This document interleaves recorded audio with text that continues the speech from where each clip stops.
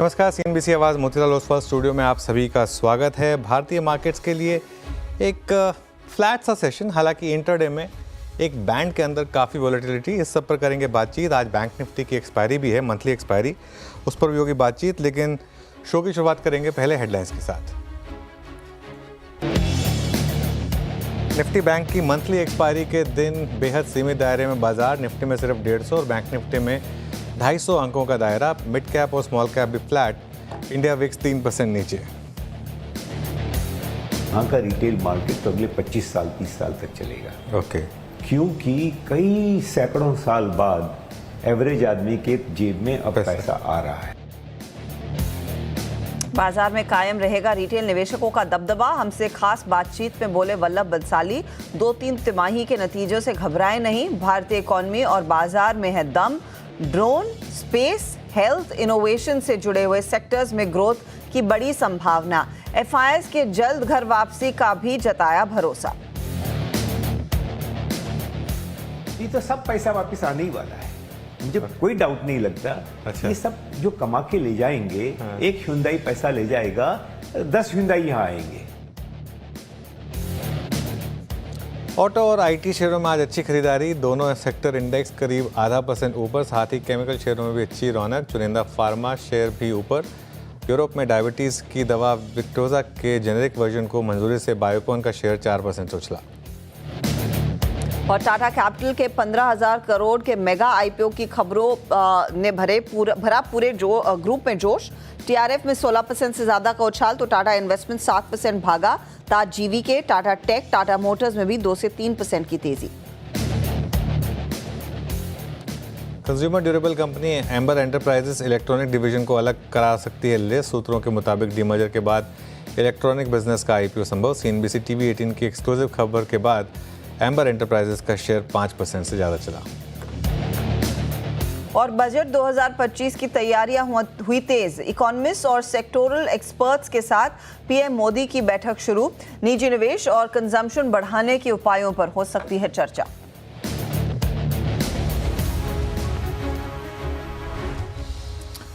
Okay, just in nick of time मैं studio में आ गया। Harshada Veeru, good afternoon. और ये कोस्टल रोड की एक बहुत हमारे लिए एक जो सौगात मिली है मुंबई कर को, वरना मतलब मैं वहाँ 140 पर निकला वहाँ से और यहाँ पर आ गया। हाँ, not bad at all. Record time. खैर, चलिए मार्केट की बात करते हैं। और 200 डे मूविंग एवरेज पर हॉल्ट, सेकेंड डे रनिंग। और आप देखिए आज का हाई 23,867, कल का हाई ऑलमोस्ट यही था। आई थिंक एग्जैक्टली यही था, 69 था वही। 869 था, आज 868 है। टेक्निकली आपने एक इनसाइड डे बनाया क्योंकि हाई कल के हाई से थोड़ा नीचे, लो कल के लो से काफ़ी बेटर। और जो हमारी बात हुई थी कि लोअर लेवल पर बाइंग लेकिन हायर लेवल पर थोड़ी सी प्रॉफिट बुकिंग, आज मार्केट ने आपको 2 ट्रेड्स दी बेसिकली। एक सुबह दी बाय ट्रेड, एक उसके बाद दी सेल ट्रेड। थोड़ा सा बैंक निफ्टी की वीकली एक्सपायरी, उसका भी हाथ है।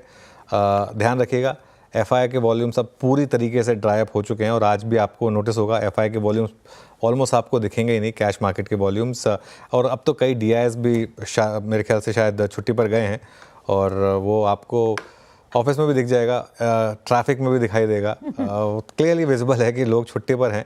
तो इस हफ्ते जो भी ट्रेड हो, मैं बार बार रिपीट कर रहा हूँ, उसको इक्विलिब्रियम समझने की गलती ना करें। हाँ, लेकिन ये है कि थोड़ा सा मैं डिसअपॉइंटेड हूँ कि सुबह का जो रैली थी वो बिल्डअप नहीं हुई। और वो इसीलिए नहीं हुई क्योंकि वो वहाँ पर 200 डे मूविंग एवरेज है, इसीलिए वो वहाँ पर वो कोलैप्स आ गया वहाँ पर। थोड़ा सा टकरा उन लेवल्स पर। लेकिन अनुज, क्या ये ट्रेड कैरी करने लायक है कंसिडरिंग कल मार्केट्स बंद रहेंगे? और ऑफ कोर्स ग्लोबल मार्केट के लिए तो नियरली 26 या 27 तक आपको कोई ट्रिगर नहीं मिलेगा।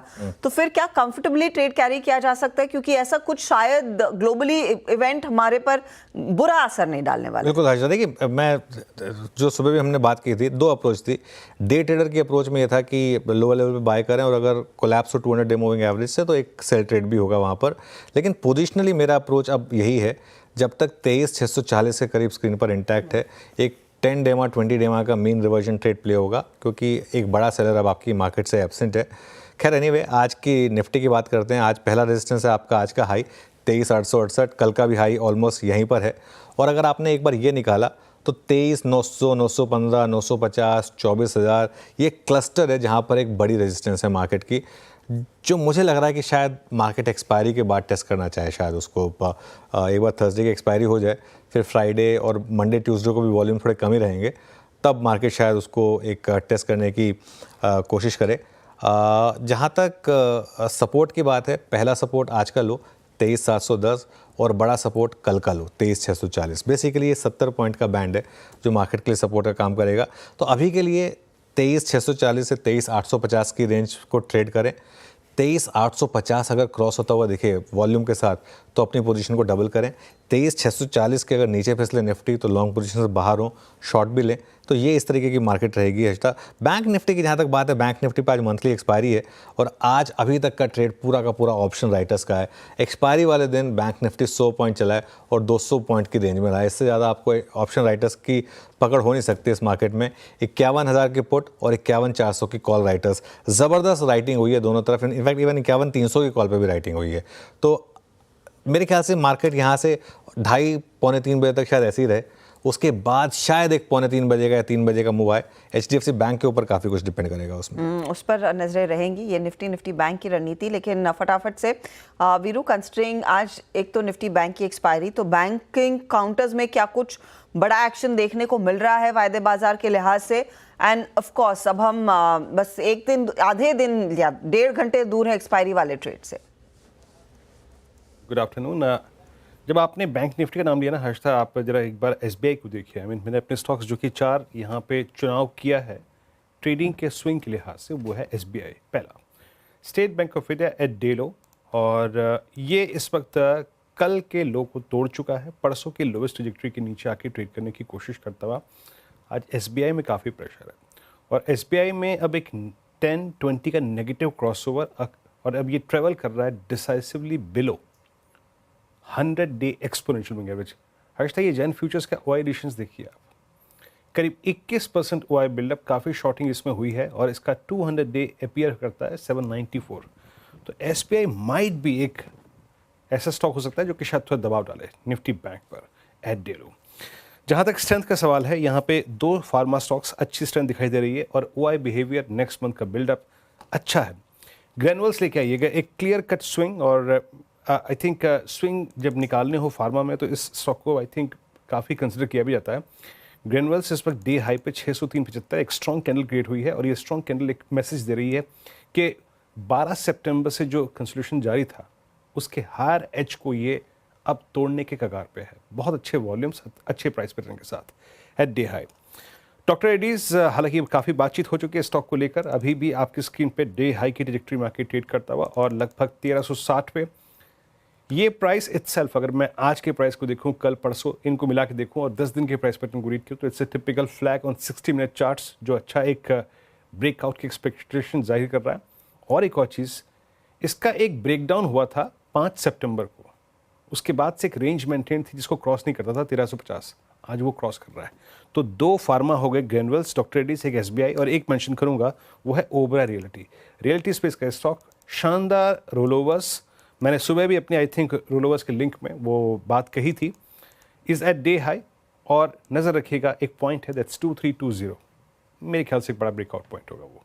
हर्षदा, तो कुछ इंटरेस्टिंग ट्रेड्स वीरू ने आपके सामने रखे, कुछ और ट्रेंडिंग काउंटर्स आपकी स्क्रीन पर लेकर आते हैं, फिर हमारे जानकारों से बात करना शुरू करेंगे।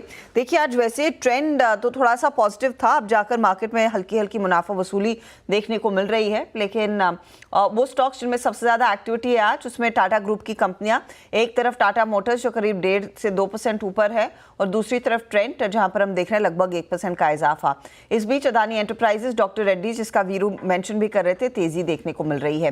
हिंदुस्तान कॉपर में एक अच्छा मूव आया है, वायदे बाजार का टॉप गेनर्स में शामिल है 5% ऊपर, बायोकॉन में 4% से ज्यादा की तेजी, इंटरग्लोब एविएशन, RBL बैंक के दूसरे ट्रेड साबित हुए हैं जहां पर अच्छी खासी खरीदारी बनी है। टाटा स्टील थोड़े से बैकफुट पर, JSW स्टील में भी मुनाफा वसूली, विप्रो, इंडसइंड बैंक, ये कुछ काउंटर्स हैं जहां पर हल्की हल्की मुनाफा वसूली, 1-1.5% तक का नुकसान इन स्टॉक्स में बनता दिखाई दिया है। और साथ ही सीमेंस, डिलीवरी, PB फिनटेक, हुडको जैसे दूसरे काउंटर्स हैं जहां जहां पर हमने देखा है कुछ कुछ बिकवाली के ट्रेड्स बने हैं। तो ये है अब तक के मार्केट का हाल। लेकिन यहाँ पर अब ट्रेड क्या लेना है, कंसिडरिंग कल क्रिसमस की छुट्टी देखने को मिलेगी और क्या कैरी किया जाए ट्रेड, उस सब पर बातचीत होगी। मयूरेश जोशी है फंडामेंटल्स पर अपनी राय देने के लिए। टेक्निकल कॉल्स के लिए हमारे साथ है प्रकाश काबा, मानस जायसवाल, अमित सेठ, रचना वैद, कविता जैन और साथ ही साथ सोनी पटनायक। 2:15 पर सुदर्शन को जोड़ेंगे। अंबर एंटरप्राइजेस में जो एक्सक्लूसिव खबर हमारे हाथ लग रही है कि यहाँ पर इलेक्ट्रॉनिक्स डिवीजन को डीमर्ज करने की तैयारी कंपनी की, उस पर और डिटेल लेकर आएंगे। 2:20 पर यतिन आपको बताएंगे डिफेंस स्टॉक्स पर ब्रोकरेजेस क्यों बुलिश हो रहे हैं। 2:25 पर टाटा ग्रुप की ओर से एक और जो मेगा आईपीओ की तैयारी है टाटा कैपिटल की, इसकी क्या बारीकियां हैं श्रेया से समझेंगे। फिर 2:30 बजे एक ग्लोबल ऑटो मार्केट में बड़ा मर्जर होने वाला है निसान और होंडा का, उसकी बारीकियां आपके सामने पेश करेंगी मिताली। 2:45 के आसपास हम बात करेंगे वल्लभ बंसाली ने जो 2025 के लिए मार्केट का एक आउटलुक दिया है, एक एक्सक्लूसिव बातचीत में उसका एक अंश आपको सुनाएंगे। और साथ ही साथ फिर 2:50 पर निर्मल बंग के राहुल अरोड़ा से खास बातचीत होगी। फिर ऑफ कोर्स डीलिंग रूम का जायजा, बीटीएसटी, एसटीबीटी ट्रेड्स, क्लोजिंग की रणनीति, ये सब आपके लिए करेंगे पेश। चलिए शुरुआत करते हैं। फिर हमारा पैनल तैयार है हमारे साथ। आप सभी को गुड आफ्टरनून। गाबा सर बताइए इस समय की trade. Good afternoon to you. Stock मुझे पसंद है इस वक्त, वो है आईटीसी। उसका रीजन ये है कि हायर टाइम फ्रेम पे बहुत बढ़िया बेस बना हुआ है और लगता है जैसे ये बेस बना हुआ है उसके साथ लगता है अपमूव यहाँ से ऑन है। ट्रेड कर रहा है 478 के आसपास, टॉप होना चाहिए 475, सिर्फ 3 रुपए का। अपसाइड टारगेट 490 के हैं, उसे 1-2 दिन में लग सकता है लेकिन 490 पॉसिबल है। तो रिस्क रिवॉर्ड रेशियो भी फेवर में, ITC safe on the down upside. 490 तक जाने की संभावना आईटीसी की। बाय साइड का ट्रेड कल अच्छा मोमेंटम में था, आज भी करीब 1% की तेजी है। सोनी गुड आफ्टरनून, आपका ट्रेड।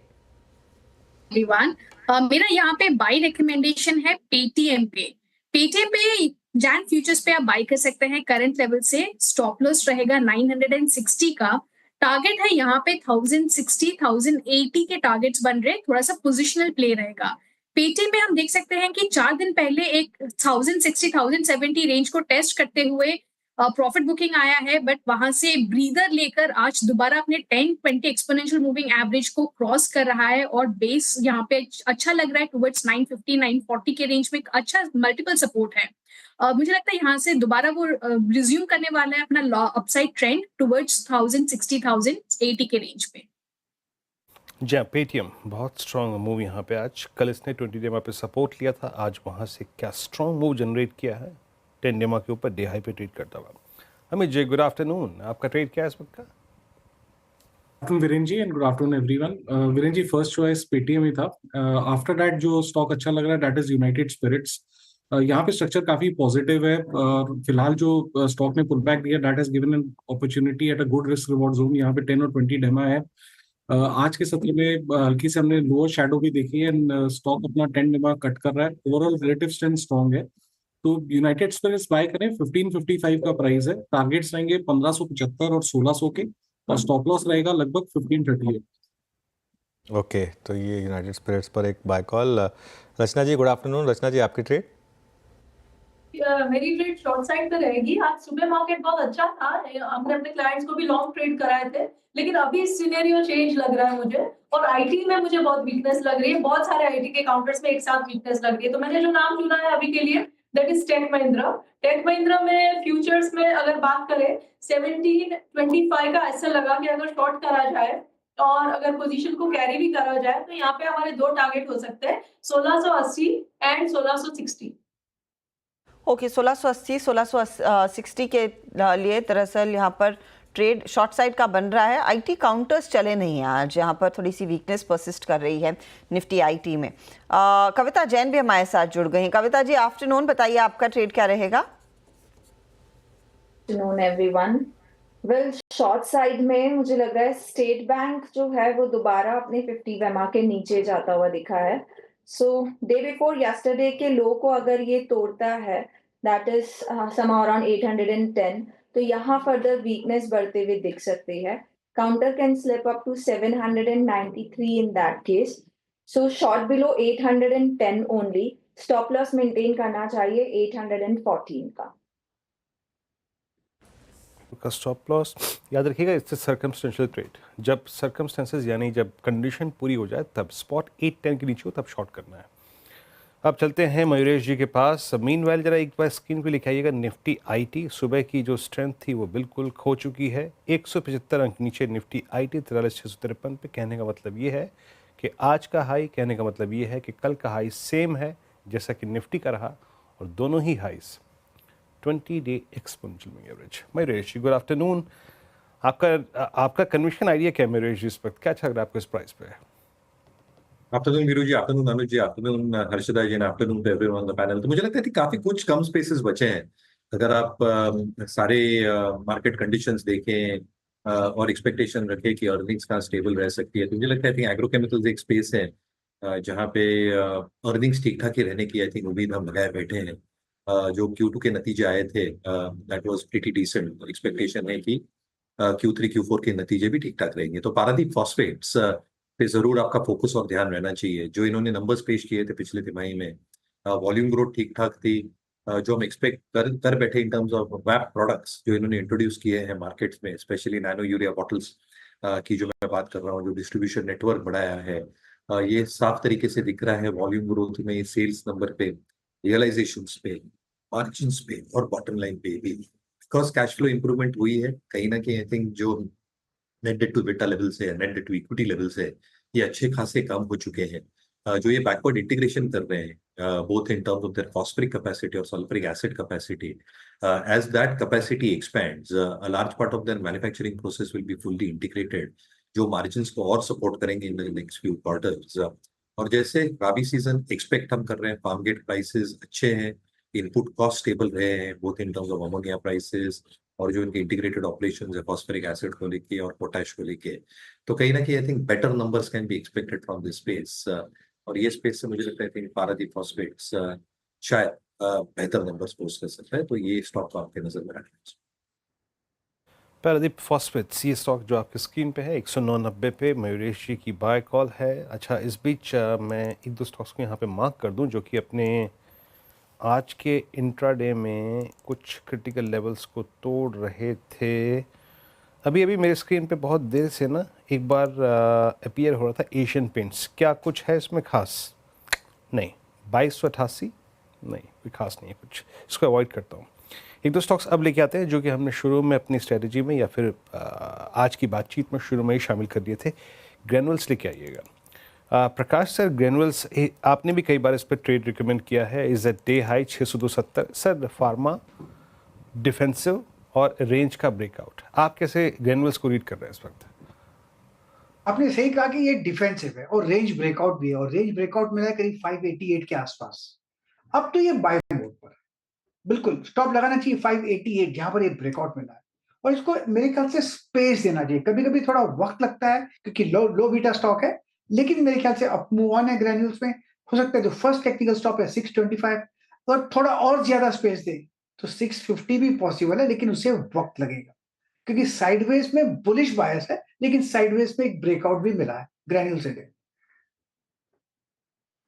ग्रैन्यूल्स में एक अपॉर्चुनिटी। अच्छा, निफ्टी बैंक आपकी स्क्रीन पर लेकर आते हैं क्योंकि निफ्टी बैंक आज जिसकी वीकली एक्सपायरी के दिन शार्प स्विंग्स दिखा रहा है। कार्यक्रम की शुरुआत में करीब 130-140 पॉइंट नीचे था, मंथली एक्सपायरी है, बेग योर पार्डन। अब यहाँ पर महज 60 पॉइंट की गिरावट रह गई थी जो अब 90 पॉइंट में है, तो थोड़ी सी वॉलेटिलिटी देखने को मिलेगी ज़रूर। रचना जी, कोई ट्रेड बन रहा है क्या निफ्टी बैंक में इस एक्सपायरी के दिन? जी, अगर बैंक निफ्टी में ट्रेड बनाने की ट्राई करेंगे तो that would be on the short side only, क्योंकि सुबह से ही यहाँ पे वीकनेस परसिस्ट, जबकि पूरी मार्केट सुबह बहुत बढ़िया थी पर ये नहीं चला है। तो मेरे हिसाब से 51,300 के एक छोटे से एसएल के साथ अगर यहाँ पे कोशिश करी जाए और शॉर्ट करा जाए तब और तभी, अगर ये 51,200 तोड़े, सो 100 पॉइंट का एसएल हो जाएगा। तो डाउन साइड पे आपका 51,000 तक का टारगेट, इवन 50,800 तक का टारगेट बन सकता है for the last remaining minutes of the market. कोशिश तो की थोड़ा सा पुल बैक दिखाने की, लेकिन फिर से वो 100 पॉइंट का दबाव आ चुका है, तो एक स्पाइक और उसके बाद फिर वो स्विंग बैक आता हुआ नीचे की तरफ। एक दो ट्रेड जो वीरू इनफैक्ट ग्रैन्यूल्स मेंशन कर रहे थे ना, मेरे जहन में बायोकॉन आया। बायोकॉन हमारी हेडलाइन भी है, एक ड्रग अप्रूवल के बाद स्टॉक झूमा है। आप देखिएगा बायोकॉन करीब 4% ऊपर, थोड़ी सी आज 344 के आसपास दिसंबर फ्यूचर्स है, लेकिन अगर आप जैन फ्यूचर्स देखेंगे वहां पर ज्यादा पोजीशंस बिल्ड होती हुई दिखाई दी हैं। अमित एक बार बायोकॉन का चार्ट खोलिए और बताइए कि अगर ट्रेड लेना है वो दिसंबर सीरीज में ज्यादा बेहतर है या फिर जैन में सीधा आप कॉल लेना शुरू करें इसमें? जी अच्छा, में अगर इसके कैश चार्ट की पहले बात करें तो यहाँ पे एक बुलसैश कैंडल बना है 200 नेमा के ऊपर एग्जैक्टली। अच्छा खासा स्टॉक में हमने मोमेंटम देखा है और यहाँ पे वॉल्यूम्स भी काफी अच्छे हैं। ऑलरेडी इंट्राडे में एक रनअप हो चुका है। अब एक रेजिस्टेंस लगभग आता है 350 के आसपास, जहां इसके 50 या 20 डे मूविंग एवरेज प्लेस्ड है। अगर स्टॉक एक या दो दिन में उन लेवल्स को क्रॉस करता है तो I think it will head for 365 370। In the meanwhile अगर किसी की पोजीशन है तो बने रहें। स्टॉप लॉस यहाँ पे पोजीशन 335 का लगा के रखे फॉर टारगेट्स ऑफ 350। 350 क्रॉस होता है तो और बुलिशनेस स्टॉक में बनेगी। तो ये फिलहाल आपके लिए एक अपॉर्चुनिटी दिख रही है, लेकिन देखते हैं यहाँ पर 350 के पार निकलता है या फिर 345 या 343 पर ही सिमट कर रह जाता है। मोमेंटम तो आया है आज इस काउंटर में। एक और स्टॉक जो अच्छा मोमेंटम दिखा रहा है वो है अंबर एंटरप्राइजेस, कंज्यूमर ड्यूरेबल कंपनी है और ये इनफैक्ट कई सारे पार्टनर्स के साथ काम करती है। अब कंपनी अपने इलेक्ट्रॉनिक बिजनेस को अलग करने पर विचार कर रही है। ऐसी इंफॉर्मेशन हमारे सूत्र यानी कि TV18 के सोर्सेज के हाथ लगी है। ज़्यादा डिटेल्स के लिए चलते हैं सुदर्शन के पास। सुदर्शन बताइए। अंबर एंटरप्राइजेस के 3 बिजनेस डिवीजन्स हैं। पहला कंज्यूमर ड्यूरेबल्स, सेकंड इलेक्ट्रॉनिक्स और तीसरा है रेलवे सबसिस्टर। अब सोर्सेज से ये पता चल रहा है कि अंबर एंटरप्राइजेस अपना इलेक्ट्रॉनिक्स डिवीजन को डीमर्ज कर सकता है और डीमर्ज करने के बाद उसका IPO ला सकता है और इसके लिए बैंकर्स को ऑलरेडी अपॉइंट कर दिया गया, जहाँ तक सोर्सेज से पता चल रहा है। अगर जो बात करते हैं इसके इलेक्ट्रॉनिक्स डिवीज़न का स्टैंड लोन बेसिस पे, तो FY24 में टोटल रेवेन्यू का ये इलेक्ट्रॉनिक्स डिवीजन से 20% आया था और Q2 FY25 में इलेक्ट्रॉनिक्स डिवीजन ने टोटल रेवेन्यू का फॉर्म किया था 30% और टोटल रेवेन्यू ऑलमोस्ट डबल हो गया था अगर जो Q2 FY25 को कंपेयर करेंगे Q2 FY24 से। अगर जो वैल्यूएशन की बात करें तो FY26 एस्टिमेटेड PE है अंबर एंटरप्राइजेस का 54 टाइम्स और इसी को पीयर टू पीयर कंपेरिजन करेंगे तो डिक्सन का है 99 टाइम्स। और स्टॉक परफॉर्मेंस की जहाँ तक की बात है तो 2024 में अंबर का स्टॉक ऑलमोस्ट डबल हो गया और डिक्सन की जहाँ तक की बात है तो उसका स्टॉक ऑलमोस्ट 200% बढ़ा है 2024 में। CNBC TV18 ने अंबर एंटरप्राइजेस के मैनेजमेंट को इसके बारे में क्वेरी लिखा है और कमेंट्स अभी भी अवेटेड है। कि इलेक्ट्रॉनिक बिजनेस का डीमर्जर, उसकी सेपरेट लिस्टिंग, अंबर एंटरप्राइजेस स्क्रीन पे एक बार चार्ट रखिएगा। और मीनवाइल निफ्टी जो है ना वो डे लो पर आके ट्रेड करता हुआ। अच्छा, Amber enterprises 7317 all time high. Mayuresh, एक और ट्रिगर आज अंबर के पास, क्या मतलब स्टॉक रहा है ये? बाजार की वोलेटिलिटी, गिरावट, कोई इम्पैक्ट नहीं। आपका टेक 7318 पे ये कुछ प्रॉफिट्स लेने का वक्त है या नहीं? कमिटेड रहे इस पर? नहीं, होल्ड करिए। दो चीजें हैं वीरू जी। आई थिंक जो अगर आप पूरी EMS स्पेस को देखें तो इसकी जो मार्केट साइज ये 3 गुना हो सकती है। एक्सपेक्टेशन यही है कि at the end of FY28 ये जो 20 बिलियन की इंडस्ट्री है डोमेस्टिकली, ये $60 बिलियन की एटलीस्ट हो सकती है, if not more.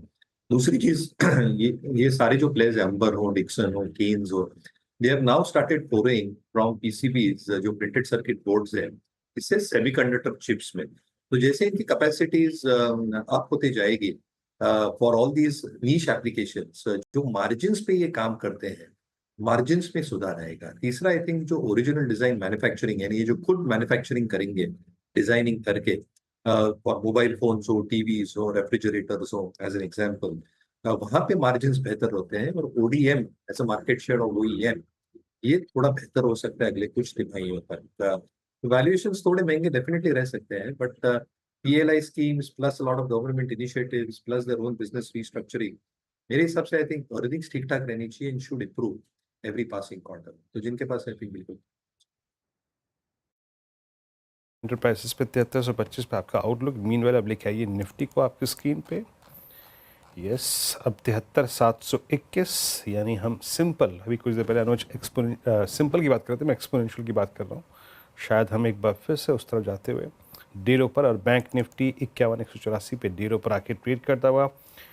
Pressure providers मतलब जो दबाव डाल रहे हैं पूरे बाजार पे भी, या फिर वो स्टॉक्स जो कि 52 वीक लो पे हैं जहां बड़े ब्रेकडाउन है, उसमें एक बार सोनी जी को रखिएगा। सोनी जी, आज मैंने एस्ट्रल को पिक भी किया था शॉर्ट साइड पे, इनफैक्ट नेगेटिव प्लेसमेंट थी।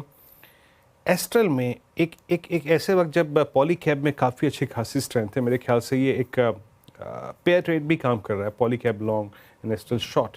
बट इन आइसोलेशन अगर मैं सिर्फ एस्ट्रल पे आपका व्यू जानूं, क्योंकि एस्ट्रल ने अब क्या किया है सोनी जी कि जून 2023 से लेके अब तक के सारे बेस को तोड़ दिया है। अब इसमें कितना प्रेशर आएगा, अब किस तरीके से एस्ट्रल प्लेस्ड है? वीरेंद्र जी, यहाँ पे एस्ट्रल पे देख सकते हैं कि इनफैक्ट मंथली ब्रेक डाउन दे रहा है। एक तो ऑप्शन चेन ब्रेक डाउन दे चुका है, 1700 के बिलो अभी ट्रेड कर रहा है। मंथली चार्ट्स पे भी वो 1690 का जो लो अभी टेस्ट करके ब्रेक करने की तैयारी में है। प्रेशर रहेगा इसमें कहीं ना कहीं टुवर्ड्स 1500 और 1460, ये रेंज को टेस्ट कर सकता है कमिंग सीरीज में। शॉर्ट पोजीशंस यहाँ पे होल्ड कर सकते हैं, लॉन्ग पोजीशंस यहाँ पे थोड़ा एग्जिट करना चाहिए। जीरो मुझे लगता है यहाँ पे डेफिनेटली एक बार 1500 1460 के रेंज को टेस्ट कर सकता है। कोई भी मीनिंगफुल बाउंस बैक अभी नजर नहीं आ रहा है, बट शॉर्ट साइड या फिर ये सेलिंग प्रेशर कंटिन्यूड होते हुए नजर आ रहा है चार्ट्स पे। कंटिन्यू होते नजर आ रहा है। और सुबह मैंने आपको याद होगा एस्ट्रल की बात की थी, और एक स्टॉक और सिमेंस मैनेजमेंट की कमेंट्री के बाद गिरावट थमने का नाम नहीं ले रही है। सुबह हमने ये एक शॉर्ट ट्रेड के बारे में बात की थी, ये बातचीत मेरी हुई थी मानस के साथ लगभग 9:45 के आसपास। अब ये जो सिमेंस है वो डेरो पर, और सिमेंस टेस्ट कर रहा है 6640 पे अपने 200 डे एक्सपोनेंशियल मूविंग एवरेज। अब ये बात मैंने यहाँ क्यों की, टेक्निकल्स में 200 डेमा की बहुत महत्व होता है। सिमेंस का ये 14 मई 2024 के बाद यानी 6 महीने का लो है, 6 महीने का बेस टेस्ट हो रहा है, और 200 डे एक्सपोनेंशियल मूविंग एवरेज नवंबर 2023 के बाद पहली बार छू रहा है। तो आप कैपिटल गुड्स में अब वो slow down in capex, private capex और स्पेशली रेलवे कारोबार को लेकर जो सिमेंस की कमेंट्री थी उसके बाद पेन काफ़ी है। इस पर दो टेक्निकल पर्सपेक्टिव लेंगे, एक टेक्निकल और एक फंडामेंटल पर्सपेक्टिव। मयूरेश, सिमेंस की सेलिंग रुकने का नाम नहीं ले रही है, आपका टेक क्या है? 64-44, 66-44, अभी पेन बाकी है क्या? पॉसिबल है वीरू जी, एंड अगेन मुझे लगता है आई थिंक मूव्स थोड़े ओवर एग्जैजरेट हो गए, क्योंकि जो इनकी एक एनालिस्ट मीट हुई थी, कॉल हुआ था, उसके बाद आई थिंक इन्होंने जो एक दर्शाया था जो ऑर्डर बुक पोजीशन हो सकती है, जो सेगमेंट्स में ये काम कर सकते हैं, शायद स्ट्रीट मान के ये चल रहा है कि शायद ऑर्डर बुक अच्छी खासी स्लो डाउन विटनेस कर सकती है। बट मुझे लगता है I think there are specifications in every order that can come through, and in fact second half में जो ऑर्डर फ्लो आना स्टार्ट हो जाएगा across sectors, across industries, which will be very very evident in Q4, शायद Q3 में भी because of a lot of state elections etcetera. But Q4 में जितने ऑर्डर विन्स आ सकते हैं क्रॉस सेगमेंट्स, मुझे लगता है I think Siemens will also get their fair share of orders. They execute well, prime segments में प्रेजेंट है globally भी। आई थिंक जो कमेंट्री रही है सीमेंस उनकी पेरेंट की, ये थोड़ी सॉफ्ट रही है, but in India I think they are doing well with all these expectations going around, और इसलिए मुझे लगता है आई थिंक कि जो ऑर्डर विन्स हो सकती है वो ठीक ठाक हो सकती है सेकंड हाफ के लिए, and if they start executing well वो शायद नंबर्स पे दिखेगा। तो in my personal opinion I think ये जो प्राइस डैमेज हुआ है थोड़ा ओवर एग्जैजरेटेड है, ये स्टॉक शायद कंसोलिडेट होना चाहिए अराउंड द प्राइस। सीमेंस पर ये फंडामेंटल पर्सपेक्टिव। कविता जी, एक टेक्निकल कॉल दीजिए, फिर आगे बात करेंगे डिफेंस कंपनियों की। तो यस, अगर सीमेंस को देखें तो पिछले 8 दिन में बहुत ज्यादा गिरावट ऑलरेडी काउंटर में हो चुकी है, और ये अपने 200 डेज एक्सपोनेंशियल मूविंग एवरेज पर प्लेस्ड भी है। तो प्रोबेबली अगर यहाँ से जाता भी है तो अगेन 50 वेमा जो है वो 6400 के लेवल के आसपास है। यहाँ से शॉर्टिंग तो नहीं राय दी जाएगी, लेकिन मुझे लगता है नीचे के स्तर से अगर ये यहाँ 6400 से 6600 लेवल के बीच में मिले तो वहाँ एक बाइंग अटेम्प्ट करना चाहिए, जो कि इसको ऊपर की तरफ 6900 7100 एज एन पीवो रेशियो लेकर जा सकता है। ओके, तो ये फिलहाल आपके लिए सीमेंस पर एक टेक्निकल पर्सपेक्टिव। निफ्टी बैंक देखेंगे एक बार फिर, 130 अंक नीचे आ चुका है, तो प्रेशर बन रहा है। मिड कैप इंडेक्स भी 100 पॉइंट नीचे, और निफ्टी खुद करीब करीब 23 अंकों के नुकसान पर कारोबार करता हुआ। याद रखिएगा 23,709 आज निफ्टी का लो था और वहां से अब हम दूर नहीं हैं, 23,732 के आसपास इस समय ट्रेड, तो ड्रैग डाउन इंडेक्स कर जरूर रहा है। इस बीच आपके लिए लेकर आते हैं डिफेंस स्टॉक्स, जहां पर सबसे ज्यादा एक्शन बनता दिखाई दिया है आज। इनफैक्ट 2 बड़ी रिपोर्ट्स आई हैं डिफेंस स्पेस पर और ये इशारा यही कर रही है कि डिफेंस स्पेंडिंग और जोर पकड़ती हुई दिखाई देगी। तो एग्जैक्टली क्या कहती है एलारा की वो रिपोर्ट और साथ ही साथ नुवामा की रिपोर्ट, यतन हमारे साथ है। यतन बताइए। Good afternoon. देखिए, जहां तक कि ब्रोकरेजेस का सवाल है, डिफेंस सेक्टर एक फेवरेट रडार पे रहा है। जिस हिसाब से ऑर्डर इनफ्लो बढ़ रहे हैं, इंपोर्ट्स में कटौती हो रही है और नेवी आर्म्ड फोर्सेस का जो बजट एलोकेशन बढ़ रहा है, कहीं ना कहीं जो घरेलू डिफेंस कंपनियां इनको फायदा होता हुआ नजर पड़ रहा है। अगर हम बात करें एलारा की, तो इनकी टॉप पिक में हिंदुस्तान एरोनॉटिक्स जो है यहाँ खरीदारी की सलाह है। 5465 रुपये का यहाँ टारगेट है। Garden reach ship builders, Bharat dynamics, BL, इन सभी स्टॉक्स पे इनका एक खरीदारी का मूड बन रहा है। कहीं ना कहीं ऑर्डर इनफ्लो आने वाले क्वार्टर्स में बढ़ेगा, ऐसा एलारा का मानना है। इनको लगता है कि 75% जो डिफेंस बजट है उसका एक बड़ा कैपेक्स होने वाला है आगे जाके, जिसके कारण कैपेसिटी ऐड होगी, एक्सपोर्ट्स के अपॉर्चुनिटीज़ बनती हुई नज़र पड़ेंगी। और कहाँ अगर हम बात करें HAL की, तो जो जनरल इलेक्ट्रिक से आपका इंजन्स का करार हुआ है, वो इंजन सप्लाई भी आगे जाकर नॉर्मलाइज होने की गुंजाइश है, जिसके कारण आने वाले वित्त वर्षों में, आने वाले क्वार्टर्स में अर्निंग्स भी पिकअप होगी। कुल मिला के उनको लगता है कि 1.25 लाख करोड़ तक का ऑर्डर इनफ्लो जंप आपको HAL में आता हुआ दिखेगा आने वाले वित्त वर्ष में। नोआमा को लगता है BHEL और डेटा पैटर्न्स, ये दोनों स्टॉक्स में खरीदारी करके चलना चाहिए। इनको लगता है कि डिफेंस स्पेस में ऑप्टिमिस्टिक रहना है। जिस हिसाब से सरकार डोमेस्टिक सप्लाई चेन पे फोकस कर रही है, कहीं ना कहीं घरेलू कंपनियों को इसको फायदा होता हुआ नजर पड़ेगा। और जिस हिसाब से मॉडर्नाइजेशन एफर्ट्स हैं आर्म फोर्सेस, नेवी और एयरफोर्स की, घरेलू कंपनियों की ऑर्डर बुक रोबस्ट आते हुए वित्त वर्षों में आपको बनती हुई नजर पड़ेगी। ये तो ये एक इंटरेस्टिंग रिपोर्ट और क्लियरली Q4 में कई सारे ऑर्डर्स आने की उम्मीद यहाँ पर एलारा जता भी रहा है। मयूरेश, अगर आपने कॉल लेना हो डिफेंस कंपनियों में, क्या प्रेफर करेंगे आप? क्योंकि इस लिस्ट में देखिए दोनों निजी और सरकारी कंपनियां शामिल हैं। नहीं, बिल्कुल। जी, मुझे लगता है, I think you already seen good amount of moment stocks like solar industries, premier explosives में। तो जो कोर डिफेंस कंपनीज है, स्पेसिफिकली शिप बिल्डर्स, इस पे फोकस रखूंगा, माजगांव हो, कोचिन हो, क्योंकि एक्सपेक्टेशंस यही है कि जो ऑर्डर फ्लोज आ सकते हैं ये काफी सिग्निफिकेंट हो सकते हैं and they will work with good margins. तो 2 चीजें होंगी। एक, आई थिंक जैसे एग्जीक्यूशंस ठीक ठाक रहेंगे अगले कुछ तिमाहियों तक, because their revenue visibility is very decent over the next few years.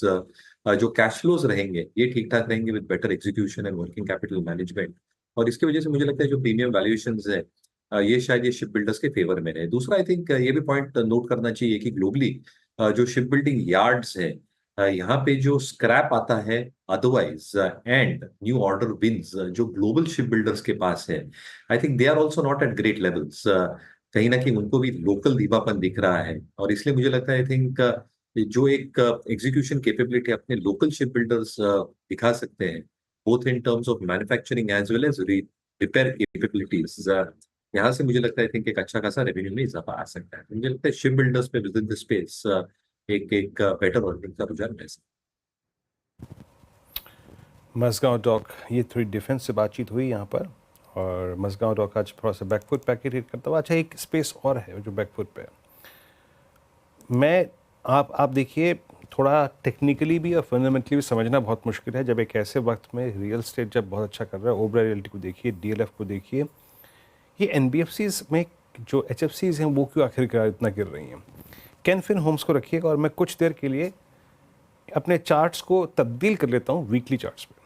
मतलब इतना स्ट्रॉन्ग सेल ऑफ अगर मैंने लास्ट टाइम कभी देखा था तो वो था मई 2022 के आसपास का, इवन ये उससे ज़्यादा है। पहले तो एक रीज़न जानने की कोशिश करते हैं टेक्निकल पर्सपेक्टिव से। ये कैनफिन होम्स में आप क्या मानते हैं अमित जी, कहाँ तक का डाउनसाइड पॉसिबल है?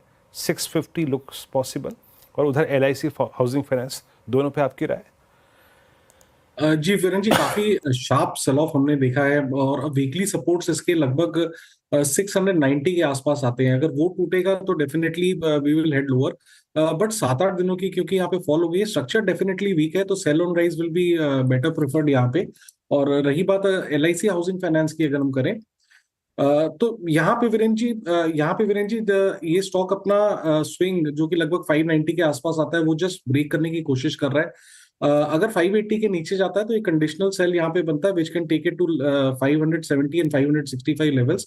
किसी का शॉर्ट है तो बने रहे, स्टॉप लॉस यहाँ पे 595 का रखें। ये शॉर्ट हैं तो बने रहें, 595 का स्टॉप लॉस रखें, 560-65 तक के टारगेट्स यहाँ पर ओपन हो रहे हैं LIC हाउसिंग फाइनेंस में। अब बात करते हैं टाटा ग्रुप शेयरों की। टाटा ग्रुप शेयरों में आज अच्छी खासी रौनक है। टाटा ग्रुप कंपनी के IPO की बात है, उसकी वजह से ये स्टॉक्स आज रेडार पर है। क्या है डिटेल और किस IPO की बात हो रही है, ये बताने के लिए श्रेया हमारे साथ हैं। Shreya, good afternoon. Good afternoon sir. बिल्कुल, आज टाटा ग्रुप के स्टॉक्स में अगर आप देखें तो रौनक छाई हुई है। Tata investment, Tata chemicals, Tata motor जैसे स्टॉक्स में अच्छी खासी तेज़ी। टाटा इन्वेस्टमेंट तो एक पल को 12% के करीब ट्रेड कर रहा था तेज़ी के साथ। वही टाटा मोटर्स टॉप गेनर्स में शामिल आज, और टाटा केमिकल्स में भी अच्छी खासी तेज़ी देखने को मिल रही है। कारण क्या है? तो कारण है टाटा कैपिटल IPO न्यूज़। खबर ये आ रही है कि टाटा कैपिटल का IPO सितंबर 2025 तक आ सकता है। दरअसल RBI की नॉर्म्स कहती है कि अगर किसी कंपनी को अपर लेयर NBFCs के तहत नोटिफाई कर दिया गया है तो 3 साल के अंदर उनका लिस्ट होना ज़रूरी है। इसलिए सितंबर 2025 तक टाटा कैपिटल का IPO आ सकता है। हालांकि अभी तक तस्वीर साफ नहीं हुई है कि इस IPO से कंपनी कितना पैसा जुटाएगी, लेकिन एक आंकड़ा पेश किया गया है 15,000 करोड़ का। और कंपनी में टाटा सन्स की अगर होल्डिंग की बात करें तो 92.83% स्टेक है इसका। साथ ही टाटा मोटर्स फाइनेंस और टाटा कैपिटल की मर्जर को भी अप्रूवल मिल गई है, और इस अप्रूव्ड एंटिटी में टाटा मोटर्स की जो हिस्सेदारी है वो 4.7% होगी। इस खबर के बाद भी टाटा मोटर्स में अच्छी खासी तेज़ी आज हमें देखने को मिली है। अब टाटा कैपिटल्स के डिटेल्स पे एक बार नज़र डालते हैं तो AUM अगर देखें आप तो 1.58 लाख करोड़ का है। वही लोन बुक में भी अच्छा खासा इसका आंकड़ा है, 1.76 लाख करोड़ का लोन बुक। पैट की बात करें तो 1825 करोड़ का इसका पैट है, और कस्टमर बेस भी इसका 52 लाख रहा है। साथ ही पैन इंडिया ब्रांचेस की अगर बात करें तो 900 इसके ब्रांचेस है पैन इंडिया में। टाटा टेक के बाद ये दूसरा एक बड़ा IPO होगा टाटा कैपिटल का। टाटा टेक के बाद ये सबसे बड़ा IPO होगा, और ये से तमाम वजह है जिसकी वजह से आज हमें टाटा ग्रुप के स्टॉक्स में अच्छी खासी तेज़ी देखने को मिले। शुक्रिया श्रेया। तो ये एक IPO जिस पर अब मार्केट की नज़र रहेगी।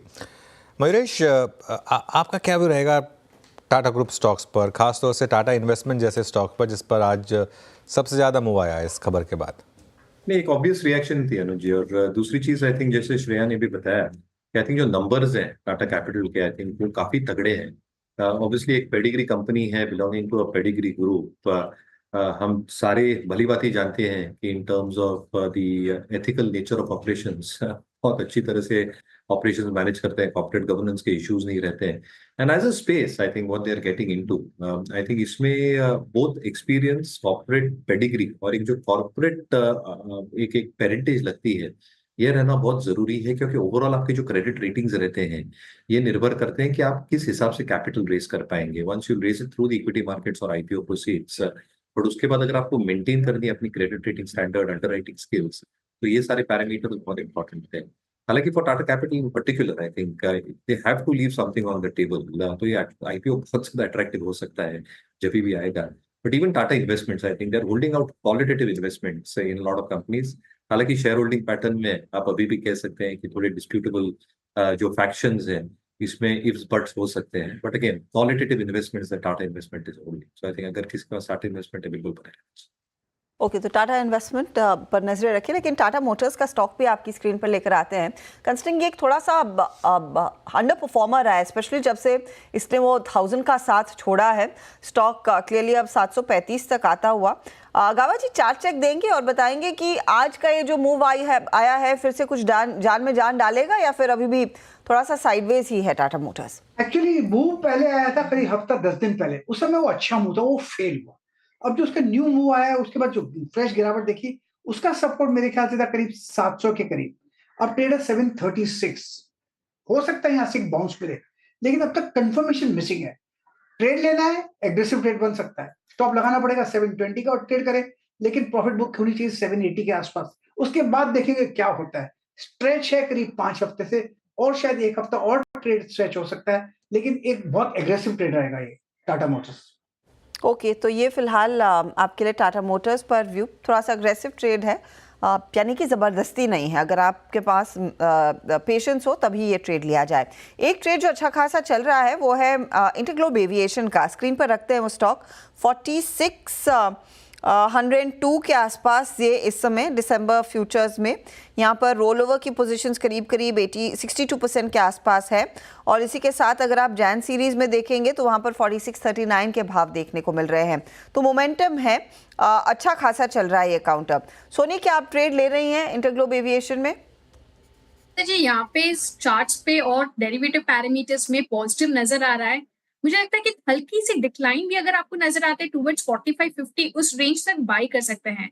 अच्छा सपोर्ट बना हुआ है 4500 4480 के रेंज में। वो सपोर्ट अगर होल्ड करता है पोजिशनली स्टॉक टुवर्ड्स 4750 4800 रेंज को टेस्ट कर सकता है। जैन सीरीज में लाइकली है ये पॉसिबल मूव, सो आप होल्ड कर सकते हैं इसमें लॉन्ग्स की पोजीशंस। ओके, इंटरग्लोब एविएशन सुबह से काफ़ी बातचीत हुई भी है। करीब 29% OI जुड़ा है इसका जनवरी की सीरीज़ में 4601 पे। सुबह हमारी बातचीत सुबह ये आज स्पॉटलाइट में था, नहीं माफ़ी बिग स्टॉक्स में 4509 पे हमने एक बार फिर से बातचीत शुरू करी और 4668 का हाई लगा के आया, थोड़ा सा रिट्रेस हुआ है। लेकिन मयूरेश माफ़ कीजिएगा, ये लिकर स्पेस को देखिए, यूनाइटेड स्पिरिट्स 1556 ये भी अच्छा मूव लेके ट्रेड कर रहा है। लुक एट रेडिको खेतान 2500 के जोन में, ये भी आज हाई पे ट्रेड करता हुआ। लिकर स्पेस में अच्छा पैसा बनाया बीते 3-4 महीने में। आपका प्रेफर और आपके हाउस व्यूज के मुताबिक अभी भी किस में तेजी बाकी है? बिल्कुल, and our take is that volume growth, premiumisation, pricing, ये सारी चीजें जो ये सारी कंपनीज चेस कर रही हैं। अगर आप रैडिको खेतान देखें, आप यूनाइटेड स्पिरिट्स देखें, आप एलाइड ब्लेंडर्स देखें, they are all trying to chase premiumisation, क्योंकि वहां पे जो प्राइसिंग एलिमेंट होते हैं इनके फेवर में रहती हैं। Obviously I think a lot more unlisted players जो वर्ल्ड क्लास स्कॉचेस लेके आ रही है एज एन एग्जांपल, तो इंडियन मेड फॉरेन लिकर जो हम बात करते हैं उसकी जो एक डिमांड है और जो प्राइसिंग है that is on the up move. दूसरा आप ये देखिए जो इनपुट कॉस्ट है वीरू जी, वो मोलासिस के प्राइसेस हो, एक्स्ट्रा न्यूट्रल अल्कोहल के प्राइसेस हो या ग्लास की कीमतें हो, ये अभी नॉर्मलाइज हो चुकी हैं, स्टेबलाइज हो चुकी हैं। So if there is any chance, or what we are probably hearing, कि कुछ states शायद price hikes करेंगे, तो I think all these liquor makers will also take their price hikes. तो वो proportionality में शायद price hikes can be far more compared to what the input cost is at this juncture. और इसलिए I think जो profitable growth रह सकती है, specifically considering their premiumization portion, ये अच्छी खासी रह सकती है। तीसरा, I think valuations थोड़े महंगे जरूर रह सकते हैं ये पूरी स्पेस के लिए, बट कहीं ना कहीं आई थिंक जो डिस्क्रिशनरी स्पेंडिंग है और जो स्पेंडिंग पैटर्न्स हम देख रहे हैं स्पेसिफिकली नए जनरेशन को लेके, I think this is a space जहाँ पे I think growth will come through at a reasonable element of cost dynamics. तो कहीं ना कहीं आई थिंक स्पेस इंटरेस्टिंग है। जिनके पास यूनाइटेड स्पिरिट्स, रैडिको जैसे स्टॉक होल्ड करना चाहिए, we continue holding Radico specifically in our global portfolios. जैसे काउंटर्स तीनों में हमने देखा आज अच्छा खासा मोमेंटम बना ज़रूर है। चलिए अब बात करेंगे ऑटो सेक्टर की। कुछ ही देर पहले हम टाटा मोटर्स मेंशन कर रहे थे, लेकिन देखिए ग्लोबल ऑटो मार्केट में एक बहुत बड़ा बदलाव होने वाला है और एक बड़े मेगा मर्जर की तैयारी शुरू हो चुकी है। होंडा और निसान दरअसल हाथ मिलाने वाले हैं। मर्जर से कितने बदलेगी ग्लोबल ऑटो मार्केट की तस्वीर, और साथ ही साथ भारत में ये इन दोनों एंटिटीज़ अगर मिल जाती हैं तो क्या इम्प्लीकेशंस रहेंगे। मिताली हमारे साथ है यही बताने के लिए। मिताली, होंडा एक मल्टी ईयर स्ट्रैटेजी प्लान कर रहा है निसान और मित्सुबिशी के साथ, जहां मित्सुबिशी और निसान अपने रिवाइवल की एक स्टोरी यहां से प्लॉट कर पाएंगे। कल ही उन्होंने ऐलान किया है कि ये मर्जर 2026 अगस्त तक कंप्लीट होने की संभावना है। इसके अलावा होंडा ने करीबन 33,000 करोड़ की बायबैक की भी घोषणा की है, जहां उन्होंने बताया है कि मर्जर से पहले वो अपने कैपिटल स्ट्रक्चर को एनहांस करना चाहते हैं। इन दोनों कंपनीज अगर इनका मर्जर हो जाता है तो ग्लोबली ये third largest auto making company कहलाई जाएगी। इसके अलावा अगर मर्जर के बाद इनके रेवेन्यू की बात की जाए तो कंबाइंड इनका रेवेन्यू करीबन 22 लाख करोड़ के आसपास देखा जा सकता है।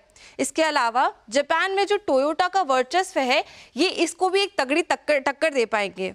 अगर बात करें कंपनी कितनी बड़ी होगी तो करंटली जो इनका मार्केट वैल्यू है होंडा का 3.25 लाख करोड़ के आसपास, निसान का 93,000 करोड़ के आसपास, वही मित्सुबिशी का 40,000 करोड़ के आसपास का मार्केट वैल्यू करंटली है। मर्जर के सिनर्जी इफेक्ट्स की अगर बात करें तो निसान का यूरोपियन मार्केट में एक तगड़ा होल्ड है, साथ ही उनका जो बॉडी ऑन फ्रेम है उसमें भी काफ़ी अच्छी एक्सपर्टीज़ है, वही साथ ही होंडा का जो सुपीरियर इंजन का प्रोग्राम है उसमें भी उनकी अच्छी एक्सपर्टीज़ है, तो दोनों मिलकर तगड़ी इनोवेटिव लॉन्चेस प्रोडक्ट प्रोड्यूस कर सकते हैं। इसके अलावा ईवी पर भी उन्होंने अपने फोकस की बात करी है, जहां 2030 तक उनके सीईओ ने एक अच्छा प्लेटफॉर्म बनाने की एक चर्चा जताई है। टोयोटा और टेस्ला को भी ये टक्कर दे पाएंगे अगर ये मर्जर बहुत सक्सेसफुली लॉन्च हो जाता है तो। लेकिन ये सब जो बात कर रहे हैं ये इतना आसान नहीं होगा।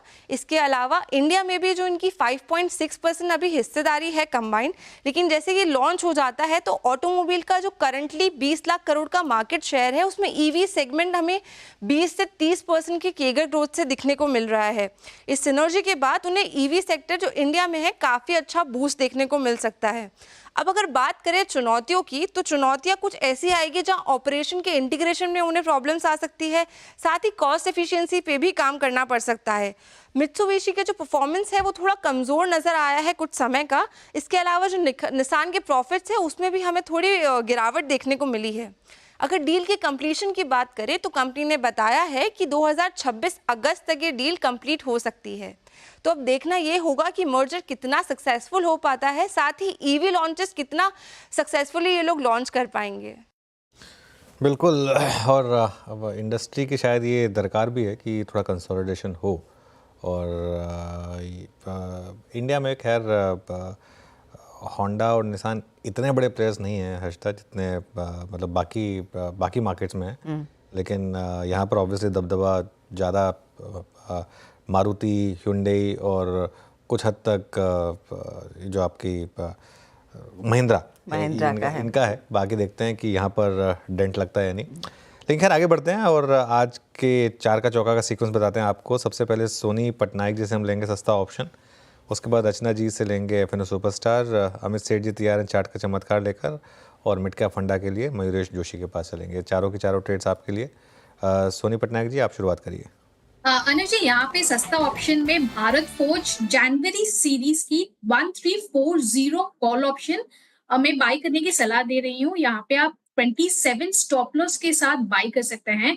पहला टारगेट है 52 का, दूसरा टारगेट रहेगा 60। भारत फोर्ज में हम देख सकते हैं कि 66% के रोल ओवर्स हो रहे हैं। एंटायर सेक्टर की एवरेज रोल ओवर से यहाँ पे ज्यादा हो रहा है। डेली चार्ट्स पे लास्ट 3 डेज से 1270-75 सपोर्ट को पकड़ते हुए आज ऑप्शन चेन ब्रेकआउट भी दिया है 1300 के लेवल के ऊपर। पोजिशनली मुझे लगता है कि भारत फोर्ज टुवर्ड्स 1400 एक बार टेस्ट कर सकता है, इसलिए जनवरी सीरीज में 1340 कॉल ऑप्शन में पार्टिसिपेट कर सकते हैं। ओके, तो ये फिलहाल भारत फोर्ज पर 1340 का कॉल इस समय सुझाया गया है। सोनी कह रही है यहाँ पर एक अच्छी खासी अपॉर्चुनिटी रहेगी ट्रेड के लिए। चलिए अगला ट्रेड ले लेते हैं और वो इनफैक्ट FNO सुपरस्टार है। रचना जी ये दे रही हैं, सॉरी रचना जी बताइए क्या ट्रेड रहेगा आपका? जी, मेरी तरफ से बाटा इंडिया में लॉन्ग करेंगे हम, और बाटा इंडिया की जहां तक बात, हम जैन के फ्यूचर्स को लॉन्ग कर सकते हैं और यहाँ पे 1354 के करीब प्राइस है, 1345 का ऐसे लगाएंगे और अपसाइड पे हमारा टारगेट होगा 1365 and 75। Okay, Bata Jain futures आपको बाय करना है यहाँ पे। अगली कॉल के लिए चलते हैं अमित जी के पास। अमित जी क्या पिक कर रहे हैं आप चार्ट का चमत्कार? जी वीरेन जी, मैं जुबिलेंट फूडवर्क्स के साथ जाऊंगा। 700 का करंटली इसका प्राइस है। स्टॉक में एक अच्छा खासा स्लांटिंग कंसोलिडेशन किया 10 और 20 डेमा में पिछले 9 और 10 दिनों पे। कल के सत्र में हमने एक स्ट्रॉन्ग बुलिश कैंडल देखी थी और आज हम उसका एक फॉलोअप देखने हैं, तो ये वेल प्लेस्ड है। इसे बाय करें फॉर टारगेट्स ऑफ 720 और स्टॉप लॉस रहेगा 690 rupees per. Okay, Jubilant FoodWorks. Mayuresh आपने क्या पिक किया? So I think we are continuing, कोई ऐड नहीं किया है। So we continue with yesterday's call. जो ई मुद्रा है वो हमें लगता है जो लार्जेस्ट देश की सर्टिफाइंग सिग्नेचर्स की डिजिटल सिग्नेचर्स की अथॉरिटी है ई मुद्रा। They bought almost 980 odd enterprises customers with them. जो एक रेवेन्यू ग्रोथ का मोमेंटम रहा है ये अच्छा खासा रहा है। And to complement the services, क्योंकि काफी मैंडेटरी हो गए हैं प्रोसेसेस कॉर्पोरेट एंड के ऊपर, MSME SME एंड के ऊपर इन टर्म्स ऑफ डिजिटल सिग्नेचर्स। यहाँ से एंटरप्राइज लेवल ग्रोथ और रेवेन्यू ग्रोथ ठीक ठाक रहना चाहिए। दूसरा, आई थिंक इनके पास जो साइबर सिक्योरिटी के सॉल्यूशंस हैं, नॉट जस्ट लोकली बट जो एक्सपोर्ट मार्केट्स में भी ये करते हैं, एंड स्पेसिफिकली आई थिंक जो अच्छी खासी इन्वेस्टमेंट्स इनकी हो चुकी है in markets like north America, Europe, emerging Asia, इसकी वजह से थोड़ा मार्जिन में डेंट आया है। जो नॉर्मलाइज मार्जिन 30% के आसपास थे, ये 26% के आसपास आए हुए हैं। बट कहीं ना कहीं आई थिंक एक्सपेंशन हो सकता है वंस दीज ऑपरेशन स्टेबलाइज और अच्छी खासी एक रेवेन्यू प्लस वॉल्यूम ग्रोथ आती है through the products that they are selling through, और इसकी वजह से आई थिंक ओवरऑल रेवेन्यू का इजाफा जो हो सकता है ये डबल डिजिट में, बैलेंस शीट पे डेट बहुत कम है और इसलिए कैश फ्लोज और रिटर्न रेशियोज बहुत अच्छी तरह से इंप्रूव हो सकते हैं कुछ तिमाही तक। तो हमें लगता है कि ये मुद्रा एक अच्छा विकल्प हो सकता है। ओके तो ये फिलहाल वो ट्रेड्स, मैं सारे ट्रेड्स आपके लिए एक बार फिर रैप कर रही हूँ। सोनी से हमने पहला वाला ट्रेड लिया था सस्ता ऑप्शन, भारत फोर्ज 1340 वाला कॉल उन्होंने सुझाया, 35 पर है, 52 और 60 आपका टारगेट रहेगा। फिर रचना का ट्रेड आया एफनो सुपरस्टार के रूप में और इनको पसंद है बाटा, 1365 1375 के लिए एक मौका तेजी का बन रहा है। चार्ट का चमत्कार के तौर पर जुबलेंट फूड पिक किया है अमित ने, 720 का टारगेट है, 690 का स्टॉप लॉस, और ई मुद्रा ये फिलहाल है इस समय मयूरेश की पिक जिस पर इन्होंने कल भी बात की थी। अच्छा, इस बीच बाजार के हाल अगर आपके सामने रखें तो वहीं के वहीं हैं हम। धीरे धीरे करके नीचे आया है निफ्टी, अब 23,727 के लेवल्स पर इस समय ट्रेड आपको दिखाई देगा। पिछले 10-15 मिनटों में जो कोटक महिंद्रा बैंक है वहाँ पर बिकवाली की पोजीशंस थोड़ी सी और मैग्नीफाई होती हुई दिखाई दी हैं। आशीष बहेती हमारे साथ जुड़ गए हैं, उनको भी चर्चा में शामिल करते हैं।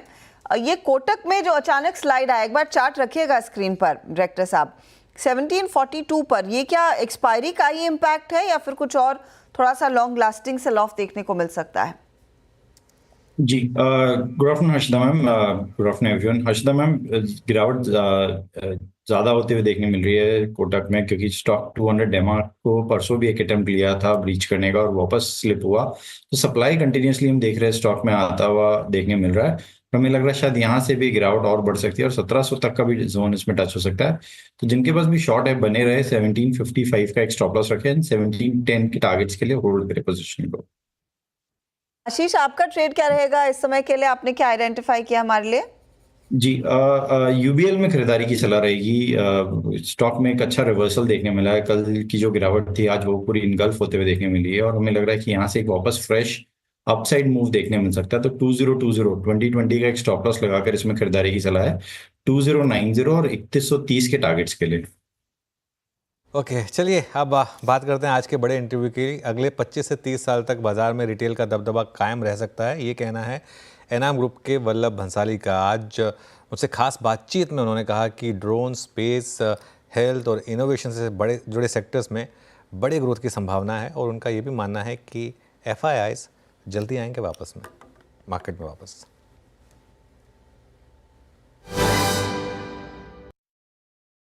पिछले 20-30 सालों में बहुत कुछ बदला है भारत में। 1991 के लिबरलाइजेशन के बाद से, उसके बाद से जो सबसे बड़ा चेंज रहा वो था IT सेक्टर, और जिसने जिस तरीके से ग्रो किया और काफ़ी उसने मार्केट को लीड भी किया।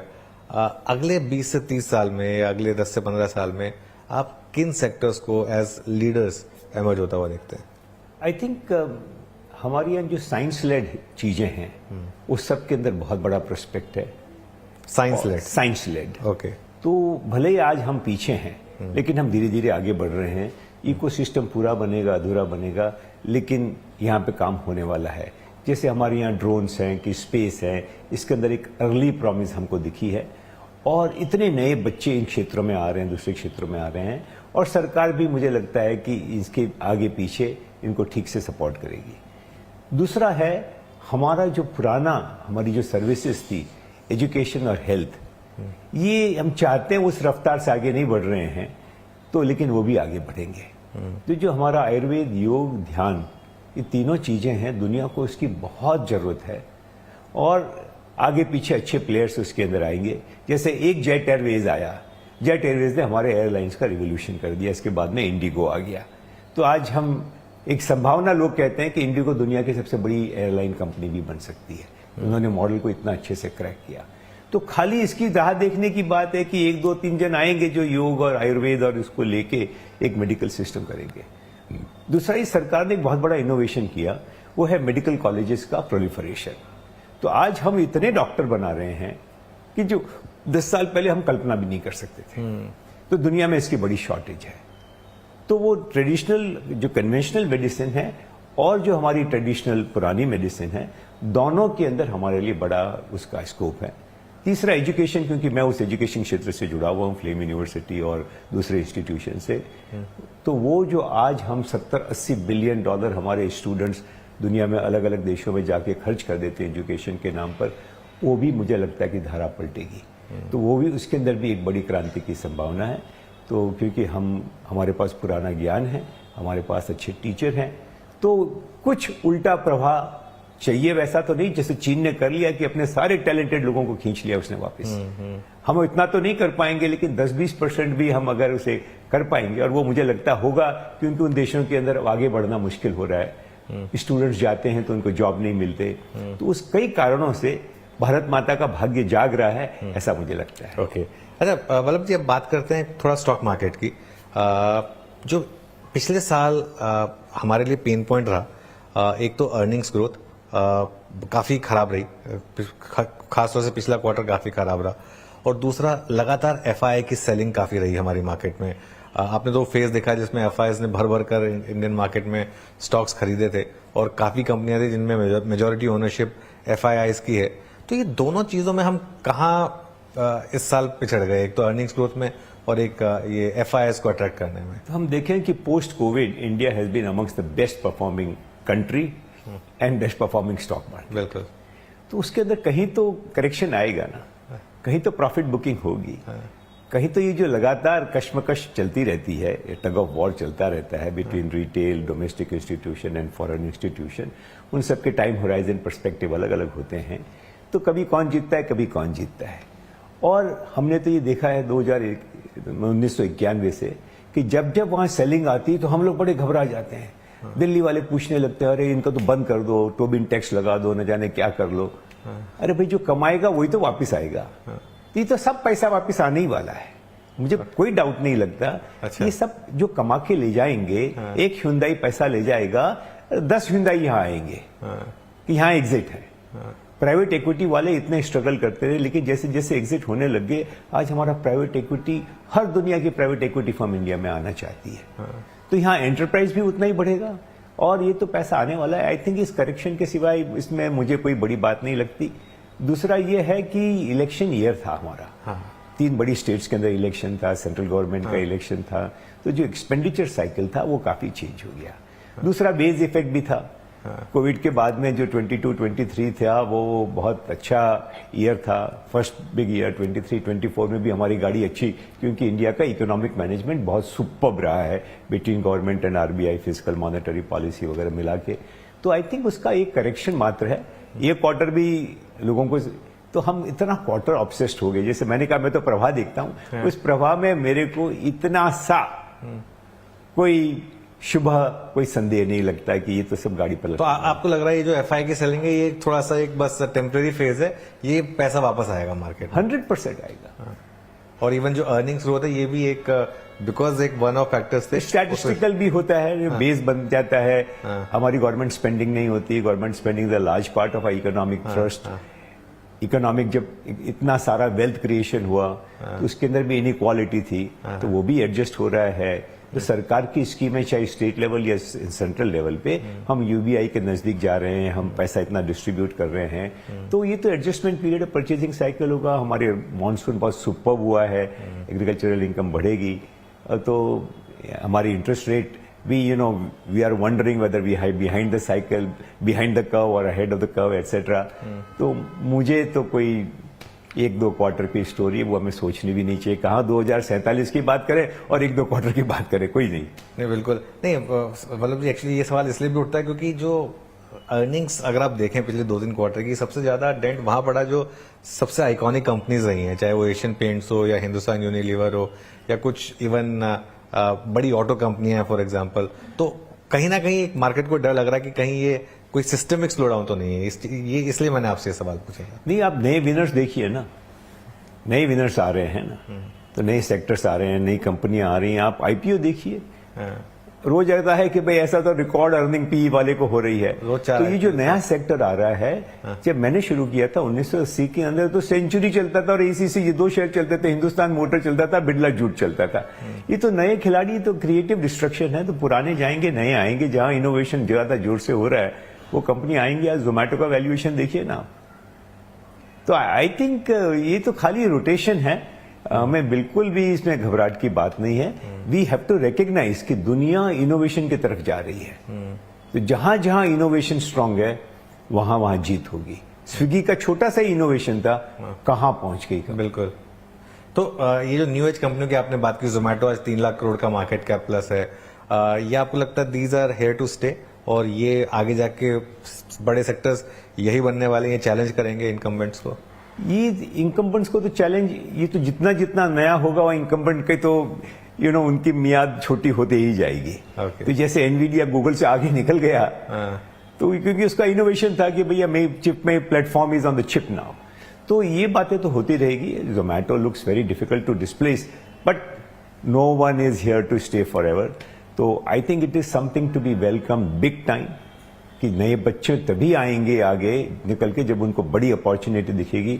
और बड़ी अपॉर्चुनिटी भारत के अंदर जितनी जितनी नई कंपनियां एक नई परिभाषा, नई संभावना हमको दिखाते हैं, वो नई संभावना से बच्चे। और आज मैं कोई प्रोग्राम में साथ में बैठा हुआ था, तो बोले हमारा थ्रस्ट 15 से 35 साल 40 साल के बच्चे हैं। तो उसने पूछा 15 साल के?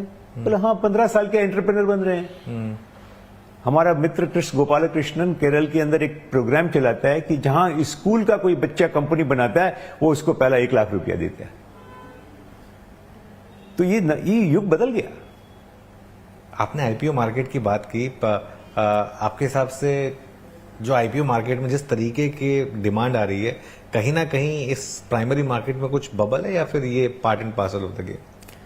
2 बातें हो रही है। कुछ तो बबल मार्केट का स्वभाव है, बन जाता है, कई कारणों से बन जाता है। दूसरा ये है कि retail is here to stay. तो ये जो एस्पिरेशन है हमारे मिडिल क्लास, हमारे मफसल एरियाज के अंदर कि हमें शेयर मार्केट में जाना है, यहाँ कमाई होती है, आएगा। हर नया वर्ग आता है, थोड़ा कमाता है, फिर मार खाता है, फिर थोड़ा पुराना हो जाता है, फिर वो सीख जाता है, फिर नया वर्ग आता है। तो अभी भी हमारा पेनिट्रेशन एक साथ बढ़ा है, लेकिन still it's very way behind. America का देखें तो हम तो बहुत पीछे हैं अभी। तो ये तो पेनिट्रेशन बढ़ता रहेगा। जो हाई वैल्यूएशन है वो तो किसी के प्रमोटर को छोड़ के किसी के लिए अच्छे नहीं होते। तो अभी हाई वैल्यूएशन तो मार्केट के अंदर है, लेकिन एपेटाइट इतनी है।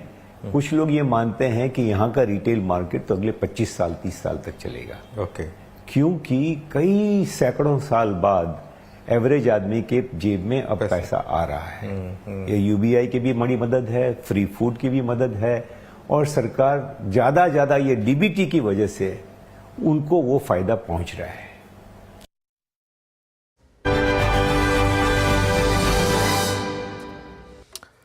चलिए अब इस कॉन्वर्सेशन को और आगे बढ़ाते हैं। हमारे साथ अब आउटलुक 2025 पर चर्चा करने के लिए निर्मल बांग इंस्टीट्यूशनल इक्विटीज़ के सीईओ राहुल अरोड़ा जुड़े हैं।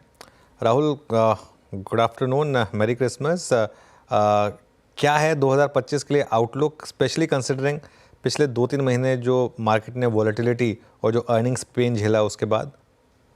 गुड आफ्टरनून अनुज, आपको भी क्रिसमस और न्यू ईयर की बहुत बहुत शुभकामनाएं परिवार और टीम को। आई थिंक अनुज अगले 45 दिन बहुत इंटरेस्टिंग होंगे मार्केट के लिए। I think obviously as we end the quarter थोड़ी एनएवी प्रॉपिंग होगी डोमेस्टिक और एफआईआईज की वजह से। 2 हफ्ते में दोबारा एक अर्निंग सीजन आ जाएगी। 20 तारीख को एक नई सरकार यूएस में होगी। हमारा यूनियन बजट है, आरबीआई पॉलिसी है। तो आई थिंक अगले 45 दिन काफी इंटरेस्टिंग होंगे मार्केट के लिए between now and mid Feb. तो मुझे लगता है काफी वॉलेटाइल रहेगा। लेकिन अगर आप साल को टोटलिटी में देखें अनुज, तो मुझे लगता है कि एक 24,000 का पिवट रहेगा निफ्टी का। आई थिंक अपर एंड में मुझे लगता है कि जो आपका प्रीवियस हाई था 26,500 27,000 वो एक कैप रहेगा। एंड आई थिंक नीचे में भी I think basically 24,000 plus minus 10% का एक साल रहेगा Anuj. I think it's going to be very challenging from a headline perspective, but stock picking के बहुत मौके मिलेंगे आपको मेरे हिसाब से। बिल्कुल। मीनवाइल एक बार एक स्टॉक लेकर आइए जरा, आरबीएल बैंक, और देखिए किस तरीके के मूव्स यहाँ पर इस समय स्टॉक में और डे हाई पर ये स्टॉक एक बार इस पर नज़र डाल लेते हैं ज़रा। और शानदार मोमेंटम यहाँ पर डे हाई पर ये स्टॉक करीब 5-5.25% मूव आज यहाँ पर आता हुआ, और आज सुबह से ही एक्चुअली इसने एक अच्छा मूव दिखाया है। राहुल, बैंकों पर क्या व्यू है, खासतौर से प्राइवेट बैंकों पर इस समय? तो अनुज, एक्चुअली रिसेंटली हमारी बैंकिंग एनालिस्ट ने एक रिपोर्ट निकाला था where she has looked at the deposit and credit growth actually, जो एक तरह से कन्वर्ज हो गए हैं। आई थिंक FY26 एक काफी चैलेंजिंग ईयर रहेगा अनुज। ICICI बैंक एक शायद आउटलायर हो जाए, लार्ज कैप्स में एक आध फेडरल एंड AU आउटलायर्स हो जाए, बट आई थिंक अगर बाय एंड लार्ज देखें तो NI और प्रॉफिट ग्रोथ जो है वो 9 से 13% के बीच में होंगे FY26 के लिए for most banks. Obviously, because deposit rates have been rising, till very recently, net interest margins कैसे वर्कआउट होते हैं वो देखना पड़ेगा, और जिस तरह कॉस्ट ऑफ फंड्स मूव हो सकते हैं। लेकिन एक चीज कंसेंसस रही है अनुज कि ये काफी टाइम से सारे ब्रोकर्स का एक ओवरवेट सेक्टर रहा है, लेकिन it has not participated to that effect.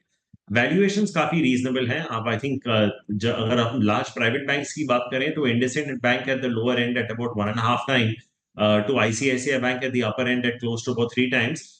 इतने एक्सपेंसिव नहीं है। आपको याद होगा जब बैंक्स लीड करते थे मार्केट को तो 3 टाइम पे स्टार्ट होता था, और 4.5 टाइम्स के मल्टीपल पे भी हमने देखा हुआ है, और कुछ NBFCs तो 6.5 7.5 price to book Bajaj finance, group finance याद आते हैं। But I think as a sector Anuj it's worth taking a look at. अगर आपको इसमें पोर्टफोलियो बनाना है तो आई थिंक लार्ज कैप्स में while ICICI bank should be there, I think SBI and HDFC bank add किए जा सकते हैं। मिड कैप्स में आई थिंक फेडरल और AU could actually be one of the best performers this year अनुज। हमें लगता है कि हो सकता है कि 25% प्लस का भी ग्रोथ आ जाए AU स्मॉल फाइनेंस बैंक में, so I think that could be an interesting one. और अगर आप BFSI को थोड़ा एक्सटेंड कर दें अनुज, तो I think ICICI pru life insurance एक नाम है जो हमें अच्छा लगता है। वैल्यूएशन करीबन 2 time price to embedded value पे है, और आई थिंक आपको 15-16% का ग्रोथ वहां पे मिल जाएगा। And lastly I think housing finance, जहां पे हमारा एक झुकाव हाउसिंग अर्बन डेवलपमेंट कॉर्पोरेशन हटको की तरफ है, बट आप PNB हाउसिंग और रेपको भी देख सकते हैं। तो ये कुछ नाम है BFSI में। As a sector we are overweight, but within that overweight इनके अगर जब सब सेगमेंट्स लें तो ये कुछ स्टॉक्स हैं जो हमें पसंद आते हैं। Rahul, good afternoon. कुछ देर पहले हम वल्लभ बंसाली का वो इंटरव्यू सुन रहे थे, और उन्होंने बेसिकली एक बात की जो हम सब समझते हैं कि देखिए, कंजम्पशन को प्योर प्ले FMCG के तौर पर आप इस समय नहीं देख सकते, क्योंकि ये पूरा मार्केट कंजम्पशन वाला इवॉल्व हो चुका है। तो इस थीम को काफी आप क्लोजली ट्रैक करते हैं। इस समय किस तरह के आइडियाज पर आप लोग काम कर रहे हैं जहां पर शायद एक अपॉर्चुनिटी रहेगी अच्छा पैसा बनाने के लिए? देखिए Harshada ji, it may be a slightly bold statement to make, but मुझे नहीं लगता कि जो आपके ट्रेडिशनल कंज्यूमर स्टेपल कंपनीज हैं इनमें कुछ भी पैसा बनेगा। आई थिंक अगर अब तक नहीं बना है, it's going to be very difficult for them to make money going forward from here on, because इस एनवायरमेंट में भी जब काफी अच्छा माहौल रहा है पिछले 2-3 साल में, और फिर भी आपको FMCG ट्रेडिशनल कंपनीज 5% तक का भी वॉल्यूम ग्रोथ नहीं दे रहे, तो मुझे ये नहीं समझ में आ रहा कि यहाँ से इतना बेटर कहाँ हो सकता है।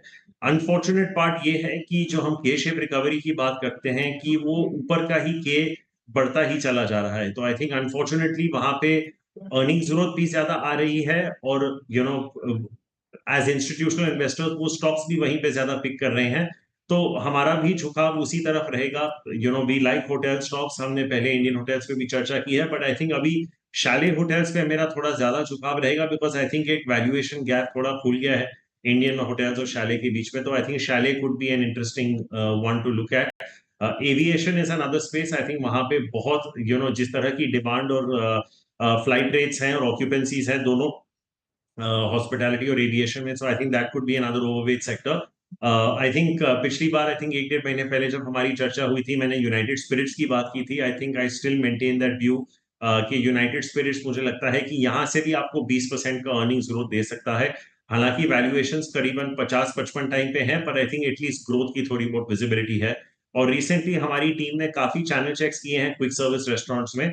वहां पे हमें लग रहा है कि मंथ ऑन मंथ थोड़ा इंप्रूवमेंट आ रहा है, तो वहां पे मेरा एक झुकाव वेस्ट लाइफ की तरफ रहेगा। अब जैसे आप वल्लभ जी के साथ अनुज चर्चा कर रहे थे न्यू जनरेशन कंपनीज की, जैसे अनुज जानते हैं कि मेरा एक पसंदीदा स्टॉक जोमेटो रहा है right from the time it was I think 40-50 rupees. I have been fairly bullish, but and of course now they have a competitor in Swiggy. पर मुझे लगता है कि थोड़ा जहां तक मैं म्यूचुअल फंड्स और इंस्टीट्यूशनल फ्लोज ट्रैक करता हूं, थोड़ा पैसा आई थिंक हट के जोमेटो से स्विगी की तरफ जरूर चला गया, थोड़ी सी मुझे लगता है कि एक चर्निंग आई है, बट मुझे लगता है कि the theme will still continue to be premiumisation and not just in FMCG, Harshada. I think अगर आप टू व्हीलर्स में भी देख लें, I think Eicher is actually reporting better numbers than traditional two wheelers. तो I think across the board premiumisation is going to be the theme that will outplay traditional staples, और मुझे लगता है कि FY26 का भी यही थीम हो। राहुल नमस्कार, वीरेंद्र बोल रहा हूँ, मेरी क्रिसमस। और सडनली जो प्राइस डैमेज हमने कैपिटल गुड्स में देखा, और आपने सिमंस की कमेंट्री को सुना भी होगा, slow down in capex, slow down in private capex, ये कैपिटल गुड्स में एक बार फिर से आपको बाइंग कब तक नजर आएगी? मतलब अब कब कैपेक्स पिकअप होगा, कब वो अर्निंग्स में ट्रांसलेट होगा, इस पर आपका एक नज़रिया। और एक और चीज़, इन सभी कंपनियों की कमेंट्री के बीच में रेलवे, आपको याद होगा एस्कॉर्ट्स ने भी अपना रेलवे कारोबार ऑफलोड कर दिया। सडनली ये रेलवेज में क्या ऑर्डर इनफ्लो बहुत स्लो हो गए हैं क्या? देखिए वीरू, जब आप मैन्युफैक्चरिंग और कैपिटल गुड्स की बात करते हैं तो obviously the canvas is very large, लेकिन मुझे लगता है जिस तरह से अभी चर्चा हो रही है मार्केट में कि for GDP growth to sustain और इवन राइज फ्रॉम हियर, जो ज्यादा थ्रस्ट है वो गवर्नमेंट से कैपिटल स्पेंडिंग से आने वाला है। तो आई थिंक उस बेसिस पे तो मैं बहुत क्लियर हूँ कि this entire manufacturing sector in India will continue to do well, चाहे वो PLI रिलेटेड हो या नॉन PLI रिलेटेड हो। आई थिंक आप Q4 के जब आंकड़े देखेंगे जो जनवरी, फरवरी, मार्च के होंगे, you might be very surprised to see किस तरह की results और order inflows defense companies में आएंगे। I think it could land up being one of the best quarters of results, which is the Jan-Feb-March quarter, जो जिनके नतीजे आप अप्रैल में देखेंगे। तो मुझे लगता है कि order visibility काफी हद तक strong है manufacturing में and so also in defense, and I think we should continue to look at buying some of these stocks, क्योंकि इनमें थोड़ा बहुत time और price correction आया है वीरू। I think एक अगर हम ये चर्चा कुछ 8-9 महीने पहले कर रहे होते तो मैं इनफैक्ट हमने सेक्टर डाउनग्रेड भी किया था क्योंकि वैल्यूएशन समझ में नहीं आ रहे थे, लेकिन मुझे लगता है कि काफी हद तक सैनिटी आ गई है इस सेक्टर में। So you can look at buying names like Bharat dynamics, Bharat earth movers. एक एक्चुअली वेरी इंटरेस्टिंग चीज है वीरू, इनफैक्ट मैं BEML के CMD से हाल ही में मिला था, वो एक्चुअली कह रहे थे कि अगर ये सारे युद्ध रुक गए ना, जो कि रशिया यूक्रेन है, जो सीरिया में हो रहा है, ये BEML के लिए रिकंस्ट्रक्शन में बहुत बड़ी अपॉर्चुनिटी हो सकती है, जो अभी कोई चर्चा नहीं कर रहा और इनकैप्सुलेट नहीं हो पा रहा। तो I think there are not just the conventional lines of business but new lines of businesses that could also land up benefiting. Data patterns एक और नाम जहन में आ रहा है। और अगर आप थोड़ा ब्रॉडन कर दें PLI रिलेटेड वीरू, आप रिसेंटली देखिए डिक्सन टेक्नोलॉजीज, वीवो के साथ जो डील हुई है, ऑलमोस्ट स्ट्रेट 10-15 हजार करोड़ उनके रेवेन्यू पे ऐड हो रहा है at almost a 50% return on capital employed and a 40 times asset turn. तो I think manufacturing as a theme will continue to do well.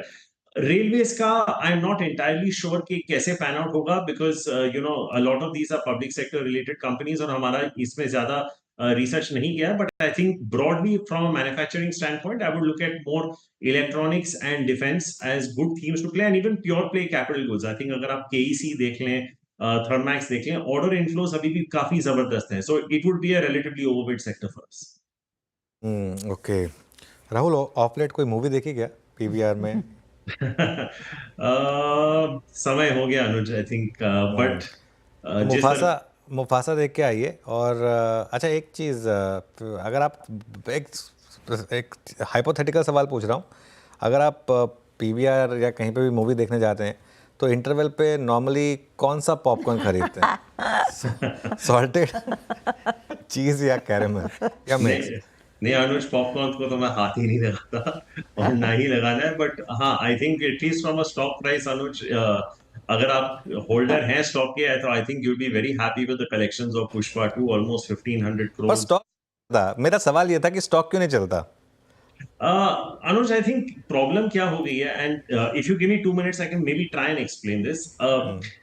You know, जो बॉलीवुड का जो गोल्डन पीरियड था, and in fact it coincided with the golden period in Hollywood as well, वो था 2016 से 20 का period. I think जहां पे कंटेंट पे बहुत जोर दिया गया था, और मैं उस प्रोड्यूसर का नाम नहीं लूंगा, लेकिन मेरी एक बहुत ही रेप्यूटेड प्रोड्यूसर से बात हुई थी, जहां उन्होंने कहा था कि जिस स्क्रिप्ट राइटर को एक स्क्रिप्ट के 25 लाख मिल रहे थे, उस दौरान वो 50 से 75 लाख हो गए थे पर स्क्रिप्ट। तो कंटेंट बहुत जबरदस्त हो गया था, and you saw movies from legendary actors like the late Irfan Khan, Ayushmann Khurrana, Rajkumar Rao, और बहुत सारे पीरियड ड्रामास अनुज उस दौरान में, चाहे बाजीराव मस्तानी हो, तानाजी हो, पीरियड ड्रामास पे एक बहुत फोकस था। आई थिंक वो 4-5 साल इतने गोल्डन थे बॉलीवुड के, जहां पे कंटेंट प्रिडिक्टेबिलिटी काफी हद तक आ गई थी, and now it has gone away.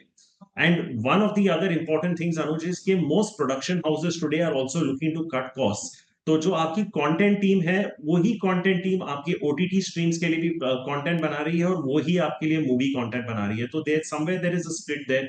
So unfortunately I think Anuj the worst thing to have happened for this sector is, जो जिस फेज की मैं बात कर रहा हूँ, वहां पे आपको 30-32% ऑक्यूपेंसीज काफी कंसिस्टेंटली मिल रहे थे, वो गिर के अभी लो 20s में हो गए। अगर ये 5-6% भी बढ़ जाए तो देन इसमें गेम बन सकता है, but I think that could B some time away, Anuj. This is a stock I've liked for a very long time. ये actually it's very funny, Anuj, because ये actually एक monopoly business है. They set the price, they set everything. They have high margin businesses. Advertising का gross margin 90% है, F&B का almost 75-80% है. But I just think कि क्योंकि कंटेंट प्रिडिक्टेबिलिटी इतनी अनसर्टेन हो गई है, एक मूवी आपको 1000 करोड़ देती है, फिर 5 पिक्चरें नहीं चलती, तो वो मॉडल करना बहुत डिफिकल्ट हो जाता है कि कौन सा क्वार्टर अच्छा रहेगा और कौन सा नहीं। लेकिन क्योंकि आपने जिक्र किया पीवीआर का, मेरी हाल ही में मैनेजमेंट से मीटिंग हुई थी, और उन्होंने कहा था कि अगले साल जो कि 2025 है, शाहरुख, सलमान, आमिर, अक्षय कुमार, ऋतिक रोशन, सबकी एक रिलीज है after a long time. I think सारे जो ए लिस्ट एक्टर्स हैं उन सब की रिलीज है। I think it could be a decent year. Hollywood की भी स्ट्राइक थी अनुज लास्ट ईयर, काफी हद तक हॉलीवुड कंटेंट पे भी इम्पैक्ट पड़ा था, तो let us see. And regional cinema has come back in a big way led by south, so you never know, 2025 could just end up being a good year for this sector.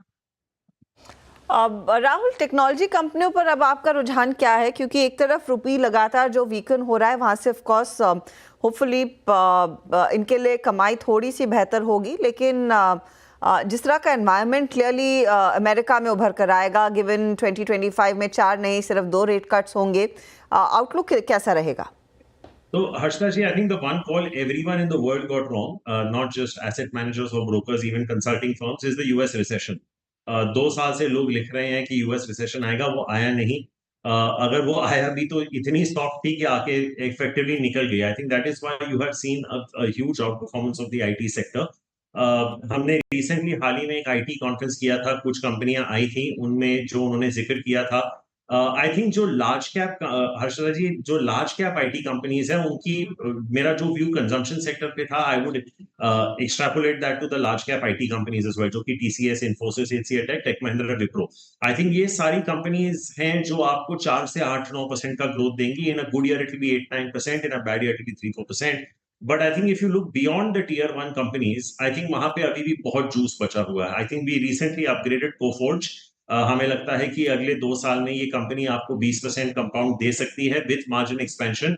हालांकि valuations काफी stretched हैं हर्षदा जी, लेकिन ये पूरे mid cap IT में आप persistent, KPIT, Sonata soft, किसी को भी देख लीजिए, valuations are not cheap, they are actually going at FMCG company valuations. But अगर आप मुझे 2 या 3 स्टॉक पूछें टेक्नोलॉजी में, which would be a relatively overweight sector for अस, अगर आप पोर्टफोलियो बना रहे हैं, तो मैं लार्ज कैप में एलटीआईएम ले लूंगा, मिड कैप्स में कोफोर्ज, and small caps में I know the stock hasn't done too well from a results perspective, but I think turnaround maybe around the corner is Birlasoft. I think अगर मैं IT में 3 stocks दे रहा हूँ तो ये 3 होंगे with a relatively overweight stocks. Okay Rahul, possibly आपसे आखिरी प्रश्न यहाँ लेना चाहूँगा, जिस चीज़ को लेकर थोड़ा सा देख के मैं सरप्राइज था, ये रियल एस्टेट जब अच्छा कर रहा है कि ऐसे वक्त में एचएफसीज में इतना पेन क्यों है? आई मीन 3 महीने में इतना liquidation, LIC housing finance, Canfin homes, PNB housing को देखिए, आपका थॉट इस पे? सो वीरू, एक फेज था जब प्रधानमंत्री अपने तीसरे टर्म में आए थे और उन्होंने अपना पहला ऑर्डर हाउसिंग पे साइन किया था। आपको याद होगा उस दौरान ये स्टॉक्स कुछ 25-30% बहुत शॉर्ट पीरियड में चल गए थे। I think some of these companies require capital. Asset quality I think the worst is behind, but I think क्योंकि उनको कैपिटल रिक्वायरमेंट है, शायद लोग सोच रहे हैं कि जब ये कैपिटल रेज करने आए शायद हमें बेटर भाव मिल जाएगा। I think the problem, I think Viru, even though we like this space, is the ROA ROE profile of these companies. I think अगर आप ROAs देखें इन सारे companies के, ये broadly between 0.8 to 1.5 टाइम का ROA होगा, और उनके ROEs होंगे 9 से 12-13%। जब आपको frontline banks better ROE profile पे मिल रहे हैं and which are more liquid and easily executable trades, आप सोचते हैं कि यहाँ क्यों पैसा बने, क्योंकि अगर मैं इन स्टॉक्स में अगर एंट्री मार रहा हूं तो मुझे कम से कम 30% का अपसाइड चाहिए, क्योंकि एक इम्पैक्ट कॉस्ट होता है for entry and exit. These stocks are not that liquid. So I think from that perspective, from a capital raise perspective, and the fact that their return ratios are a little lower, plus the fact that they rallied quite a bit just after the Prime Minister came in for his third term, could be one of the reasons कि आपको एक यहाँ पे थोड़ा इनको weakness देखने को मिल रहा है थोड़ी टाइम में, but I think उनका टाइम दोबारा शायद से आ जाएगा, क्योंकि इस सेक्टर में जिन स्टॉक्स का आपने भी जिक्र किया, I don't think the valuations are too demanding. Okay Rahul, बहुत बहुत शुक्रिया आप इस कार्यक्रम में शामिल हुए और सभी इंडस्ट्रीज पे, सेक्टर्स पे अपना राय रखी आपने, और एक बार फिर से आपको क्रिसमस की शुभकामनाएं और नव वर्ष की भी आपको अग्रिम शुभकामनाएं, आपको और आपके पूरे परिवार के लिए। बहुत बहुत शुक्रिया इस कार्यक्रम में शामिल होने के लिए। अब लेके आइए निफ्टी को आपकी स्क्रीन पे। Nifty is almost at day low 23,723 पर, और निफ्टी बैंक मोर और लेस डे लो की ट्रैजेक्टरी में। अनुज, ये दिन एक बार फिर से कंसोलिडेशन के नाम रहा। अप्रोच एक दिन के अंतराल के बाद के लिए क्या रहेगी? कुछ लेके जाना है या फिर क्रिसमस मनाए आराम से? वीरू, छुट्टी एंजॉय करिए। देखिए क्या है ना, क्योंकि कोई मतलब नहीं है इस मार्केट में पोजीशन कैरी करने का। मार्केट आपको मौके दे रही है इंट्राडे में रोज। आज भी मार्केट ने दोनों मौके इंट्राडे में दिए हैं, और वैसे भी क्यों बेकार में रिस्क कैरी करना है। और दूसरी बात, परसों कोई आपको बड़ा गैप अप गैप डाउन नहीं मिलने वाला। 15-16 पॉइंट का जो आज हमारी गैप अप या गैप डाउन जो भी आप उसको मान रहे थे ना, परसों वही मिलने वाला मार्केट में। ना कोई वॉल्यूम है, ग्लोबल मार्केट ट्रेड नहीं करेंगी, कुछ नहीं होने वाला। कोई मार्केट ऐसा नहीं है कि अगर आपने मिस कर दिया तो कोई बहुत बड़ी चीज़ मिस हो जाएगी। दोनों तरफ के मौके देगा मार्केट आपको। एक छोटी रेंज में मार्केट है, एक बहुत ही कम वॉल्यूम्स के साथ, और परसों फिर भी थोड़े वॉल्यूम पिकअप होंगे क्योंकि परसों एक्सपायरी है, और उसके बाद फ्राइडे, मंडे और ट्यूसडे को ऐसे वॉल्यूम होंगे जो आपको रियलाइज़ होगा कि मतलब हम किसके लिए काम कर रहे हैं लिटरली। मतलब वो लूज़र वाली फीलिंग आएगी फ्राइडे और मंडे को, खास तौर से ऐसे वॉल्यूम होंगे। और मतलब कोई मतलब नहीं है ज़बरदस्ती ट्रेड लेने का। बहुत अच्छी अच्छी पिक्चरें लगी हुई हैं। मुफासा देख कर आइए वीकेंड पर, मतलब ये एक्सटेंडेड जो ब्रेक मिल रहा है या कल की जो छुट्टी मिल रही है। ट्रेडिंग की क्या ज़रूरत है, आराम से परसों हफ्ता आराम से फ्रेश भी लेंगे, है ना। एकदम रिलैक्स कीजिए, मिड वीक हॉलीडे का इस्तेमाल कीजिए। कंसिडरिंग ग्लोबल मार्केट्स में अक्रॉस द बोर्ड आज से ही वैसे आधे दिन का ही काम हो रहा है, हम ही अकेले लगे हुए हैं पूरा 8 घंटे ट्रेड में। लेकिन जाते जाते एक बार हमारे जानकारों से फिर ट्रेड ले ले कि वो BTST या अच्छा डीलिंग रूम का जायजा, क्योंकि यतिन आ चुके हैं। यतिन बताइए, डीलर्स का मूड क्या है? मूड बढ़िया है, मूड बढ़िया है क्योंकि मार्केट की ब्रेथ थोड़ी बेटर है। 2 स्टॉक्स टाटा ग्रुप से टाटा मोटर्स, और ये देखिए स्टॉक बहुत डीप करेक्शन दे चुका है। डीलर्स को लगता है कि क्योंकि करंट मार्केट प्राइस पे बहुत सारे डोमेस्टिक म्यूचुअल फंड्स बायर हो गए हैं, तो कहीं ना कहीं डाउनसाइड लिमिटेड है। यहाँ एक BTST का ट्रेड वो सुझा रहे हैं। उनको लगता है कि काउंटर में आपको अच्छा खासा अपसाइड देखने को मिल सकता है। इनफैक्ट शॉर्ट टर्म के लिए 750 तक के टारगेट्स उनको दिखाई पड़ रहे हैं ट्रेडिंग के हिसाब से, और पोजिशनली उनको लगता है 800 तक स्टॉक में जाने का दमखम दिखाई पड़ रहा है। और जैसे कि मैंने पहले कहा, डोमेस्टिक म्यूचुअल फंड्स यहाँ थोड़ी बहुत खरीदारी कर रहे हैं, तो टाटा मोटर्स एक फोकस में है। इसके अलावा जो रोल्स हो रहे हैं वो अच्छे हो रहे हैं। ICICI प्रू लाइफ में पोजिशनली यहाँ भी डीलर्स को लगता है कि 700 रुपये तक के टारगेट्स आने चाहिए, और FIs in general insurance stocks में थोड़े बहुत बायर्स हैं। तो टाटा मोटर्स और ICICI प्रू लाइफ, ये दोनों आज डीलर्स के बाय रेडार पे हैं। ओके, तो ICICI प्रू में एक अपॉर्चुनिटी और टाटा मोटर्स पर भी नजरें यहाँ पर डीलर्स की रही है। शुक्रिया यातिन इस अपडेट के लिए। चलिए अब लेकर आते हैं हमारे जानकारों को और उनसे पूछेंगे क्या ट्रेड लेना पसंद करेंगे वो। आशीष भाई बताइए, BTST या STBT?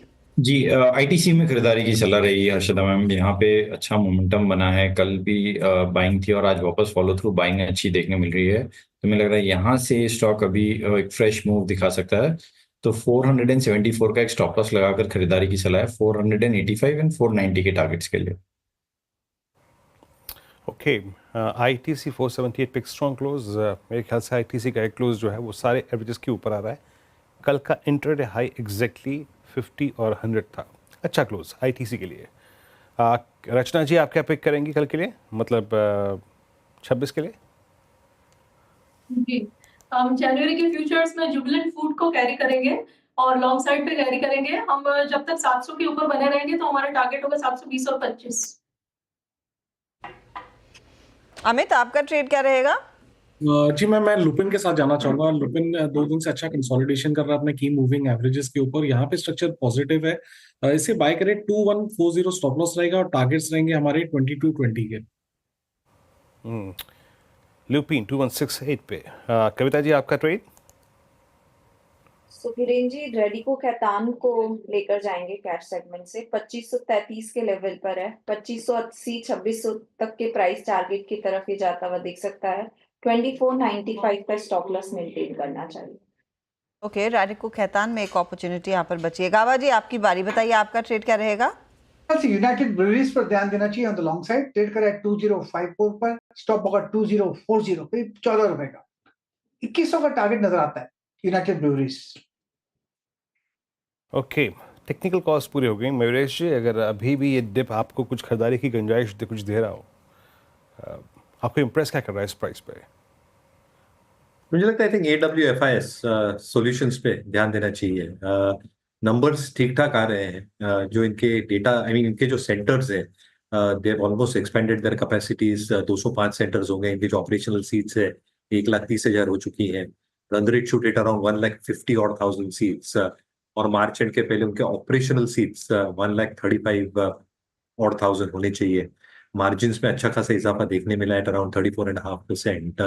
Return on capital employed, क्योंकि पे बैक पीरियड बहुत फास्ट रहता है इसमें, 75% के आसपास है। Occupancy levels overall centres including new centres को लेके 74% के आसपास है। 12 महीने के ऊपर के सेंटर्स की मोर देन 84% है। EBITDA first time it is crossed in the last quarter at 100 odd crores। और ये रन रेट मेंटेन इंप्रूव होने की ही पूरी की पूरी क्षमता है जैसे नए सेंटर्स आएंगे। Then also venturing into tier 2। जो मेरे टेक्निकल टीम ने फ्लैग ऑफ किया है for the same stock, they are saying कि जो 21 और 50 डे मूविंग एवरेज है, ये आज अच्छे खासे वॉल्यूम के साथ एक साथ टेकआउट किया है ये स्टॉक ने। तो ये स्टॉक पे ध्यान रखें। अच्छा, इस बीच बायोकॉन का स्टॉक आपकी स्क्रीन पर रखते हैं। बायोकॉन के लिए एक वैसे भी डेवलपमेंट थी, तो स्टॉक पर हमारी नजरें पहले भी थी। अब डेवलपमेंट ये उभर कर आ रही है कि वॉलंटरी एक्शन इनिशिएट के साथ एक EIR इनके हाथ लग गया है बैंगलोर यूनिट के लिए, और ये एक पॉजिटिव माना जाएगा। तो स्टॉक आपके सामने अब 5% पर ट्रेड करता हुआ। यहाँ पर क्या और पिकअप की गुंजाइश है रचना जी? बायोकॉन 345 पर आ गया ये जी, ये आगे फर्दर 355-60 तक जा सकता है, specially because it has a Tailwind behind it. Okay, चलिए अब एक काम करते हैं, आपको बैन अपडेट देते हैं। मतलब एक दिन के लिए जो आप बैन में रहेंगे, थर्सडे को एक्सपायरी है, और उससे पहले कुछ स्टॉक्स जो कि आप थर्सडे को शायद बैन में आपको मिले। इस क्रम में सबसे ऊपर क्या है लेके आइए जरा प्लीज़ एक बार। डेरिवेटिव बैन में स्टॉक्स जो जा सकते हैं और जो बाहर निकल के आ सकते हैं। जा सकने वाले सेल 100% मार्केट वाइड पोजीशन लिमिट को स्ट्राइक कर चुका है। एक्साइड 95%, ABFRL 95% और LTF लगभग 95% है।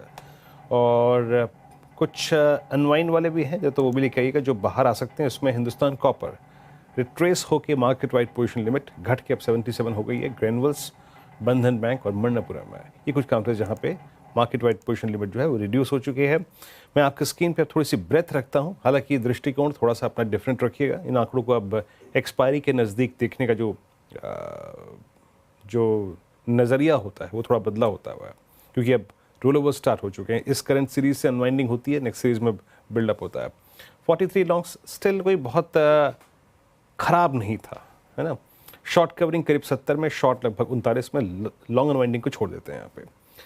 आके स्लाइड्स को देखते हैं। इसमें आज RBL एक सरप्राइज पैकेज है, मेरे ख्याल से RBL होगा शॉर्ट कवरिंग में, ये लॉन्ग वाले में नहीं होगा।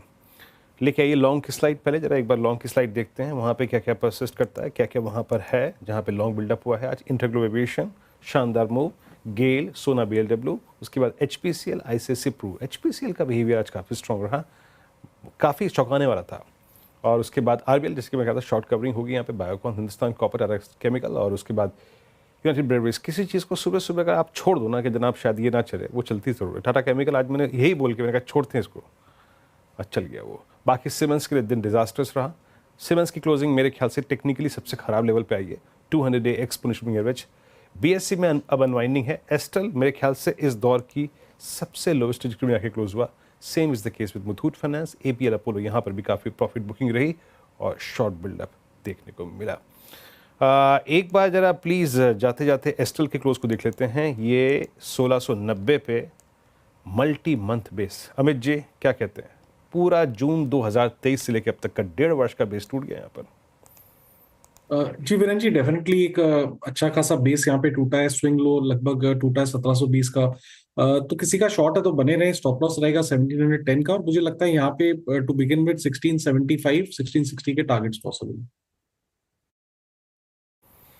ओके, एस्ट्रल 1692 पे डे लो पे और साथ ही साथ इस दौर के लो पे और 1.5 वर्ष के लोवेस्ट लेवल्स पे जाके क्लोज होता हुआ। और आज के आई थिंक सरप्राइज पैकेजेस में जैसे कि मैं कहता कि इंडिगो था, उसके बाद यूनाइटेड ब्रेवरीज, याद रखिएगा ये डेरिवेटिव से बाहर जा रहा है करीब करीब 2036 पे आपकी स्क्रीन पे। और मीनवाइल निफ्टी बैंक लेके आइए।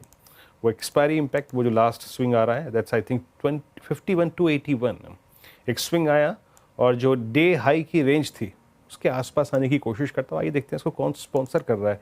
क्या HDFC बैंक है क्या? जरा प्लीज़ रखिएगा, 2 चार्ट्स रखिएगा। मेरे ख्याल से इट्स एक्सिस, शायद एक्सिस में एक मूव आया है। HDFC बैंक को रखिएगा स्क्रीन पे एक बार। HDFC करीब नहीं, मैं चला गया HDFC पर। HDFC bank no, not exactly it's Axis bank, नहीं ये भी नहीं। और एक बार ICICI बैंक को देखते हैं। ICICI बैंक क्या कर रहा है? ICICI बैंक 1298 पे। यस, थोड़ा सा ICICI बैंक पे जो स्विंग था वो इसको यहाँ तक ले आया। बाकी एक SBI भी दिखा दीजिए, क्या SBI में रिकवरी है? कविता जी ने एक शॉर्ट कॉल दी थी सर्कमस्टेंशियल, बट SBI में भी लो लेवल से रिकवरी है, तो शायद वो रिकवरी थोड़ा सा प्रभावित करती हुई बैंक निफ्टी को। बैंक निफ्टी आज की जो ट्रेडेबल रेंज थी उसके हाई क्लस्टर पे जाके 51 to 95 पे ट्रेड करने की कोशिश करता हुआ। चलते हैं इस क्लोजिंग को वॉल पे देखने के लिए और अनुज के पास। अनुज, ओवर टू यू। अच्छा हर्षदा, ओवर टू यू। शुक्रिया वीरू। निफ्टी बैंक वाकई में सराहनीय, करीब 25 पॉइंट ही नीचे रह गया है और ऐसा ही हाल निफ्टी का देखने को मिला है। करीब 8 पॉइंट की ही गिरावट रह गई है। सेंसेक्स कभी भी पॉजिटिव टेरिटरी में आ सकता है, तो देखना यही होगा कि आखिरी इन 2-2.5 मिनटों में क्या है, हल्के से लाल टिक के बजाय हरे टिक में जाकर टिकते हैं या नहीं। लेकिन मिड कैप इंडेक्स भी आपकी स्क्रीन पर पहले मैं रखना चाहती हूँ, क्योंकि ये भी जो करीब 100 पॉइंट नीचे था बस आधा घंटा पहले, अब यहाँ पर सिर्फ 62 अंकों की ही गिरावट रह गई है। तो कोशिश सभी इंडाइसेस ने की है दरअसल आज एक टर्न अराउंड दिखाने की, लेकिन एक फ्लैट क्लोज आप कहेंगे, और नहीं तो बस फ्लैट क्लोज ही देखने को मिलेगा। Advance decline ratio neck to neck था, गिरने वाले शेयरों की संख्या ज्यादा थी, लेकिन बढ़ने वाले बायोविस्कर आगे रहे हैं आज के दिन। सेक्टोरल सिचुएशन क्या बनी है? निफ्टी IT जहां पर उम्मीद थी कि ये साथ देगा, इसने दिया नहीं। 145 अंकों की गिरावट पर यहां पर वो क्लोज बनता आपको दिखाई देगा। लेकिन बाकी सेक्टोरल पॉकेट्स में आप देखिए, FMCG में ITC, ब्रिटानिया के बदौलत करीब 280 अंकों का इजाफा है। ऑटो स्टॉक्स में 136 पॉइंट का इजाफा देखने को मिला और ऑयल एंड गैस में हल्की सी बढ़त।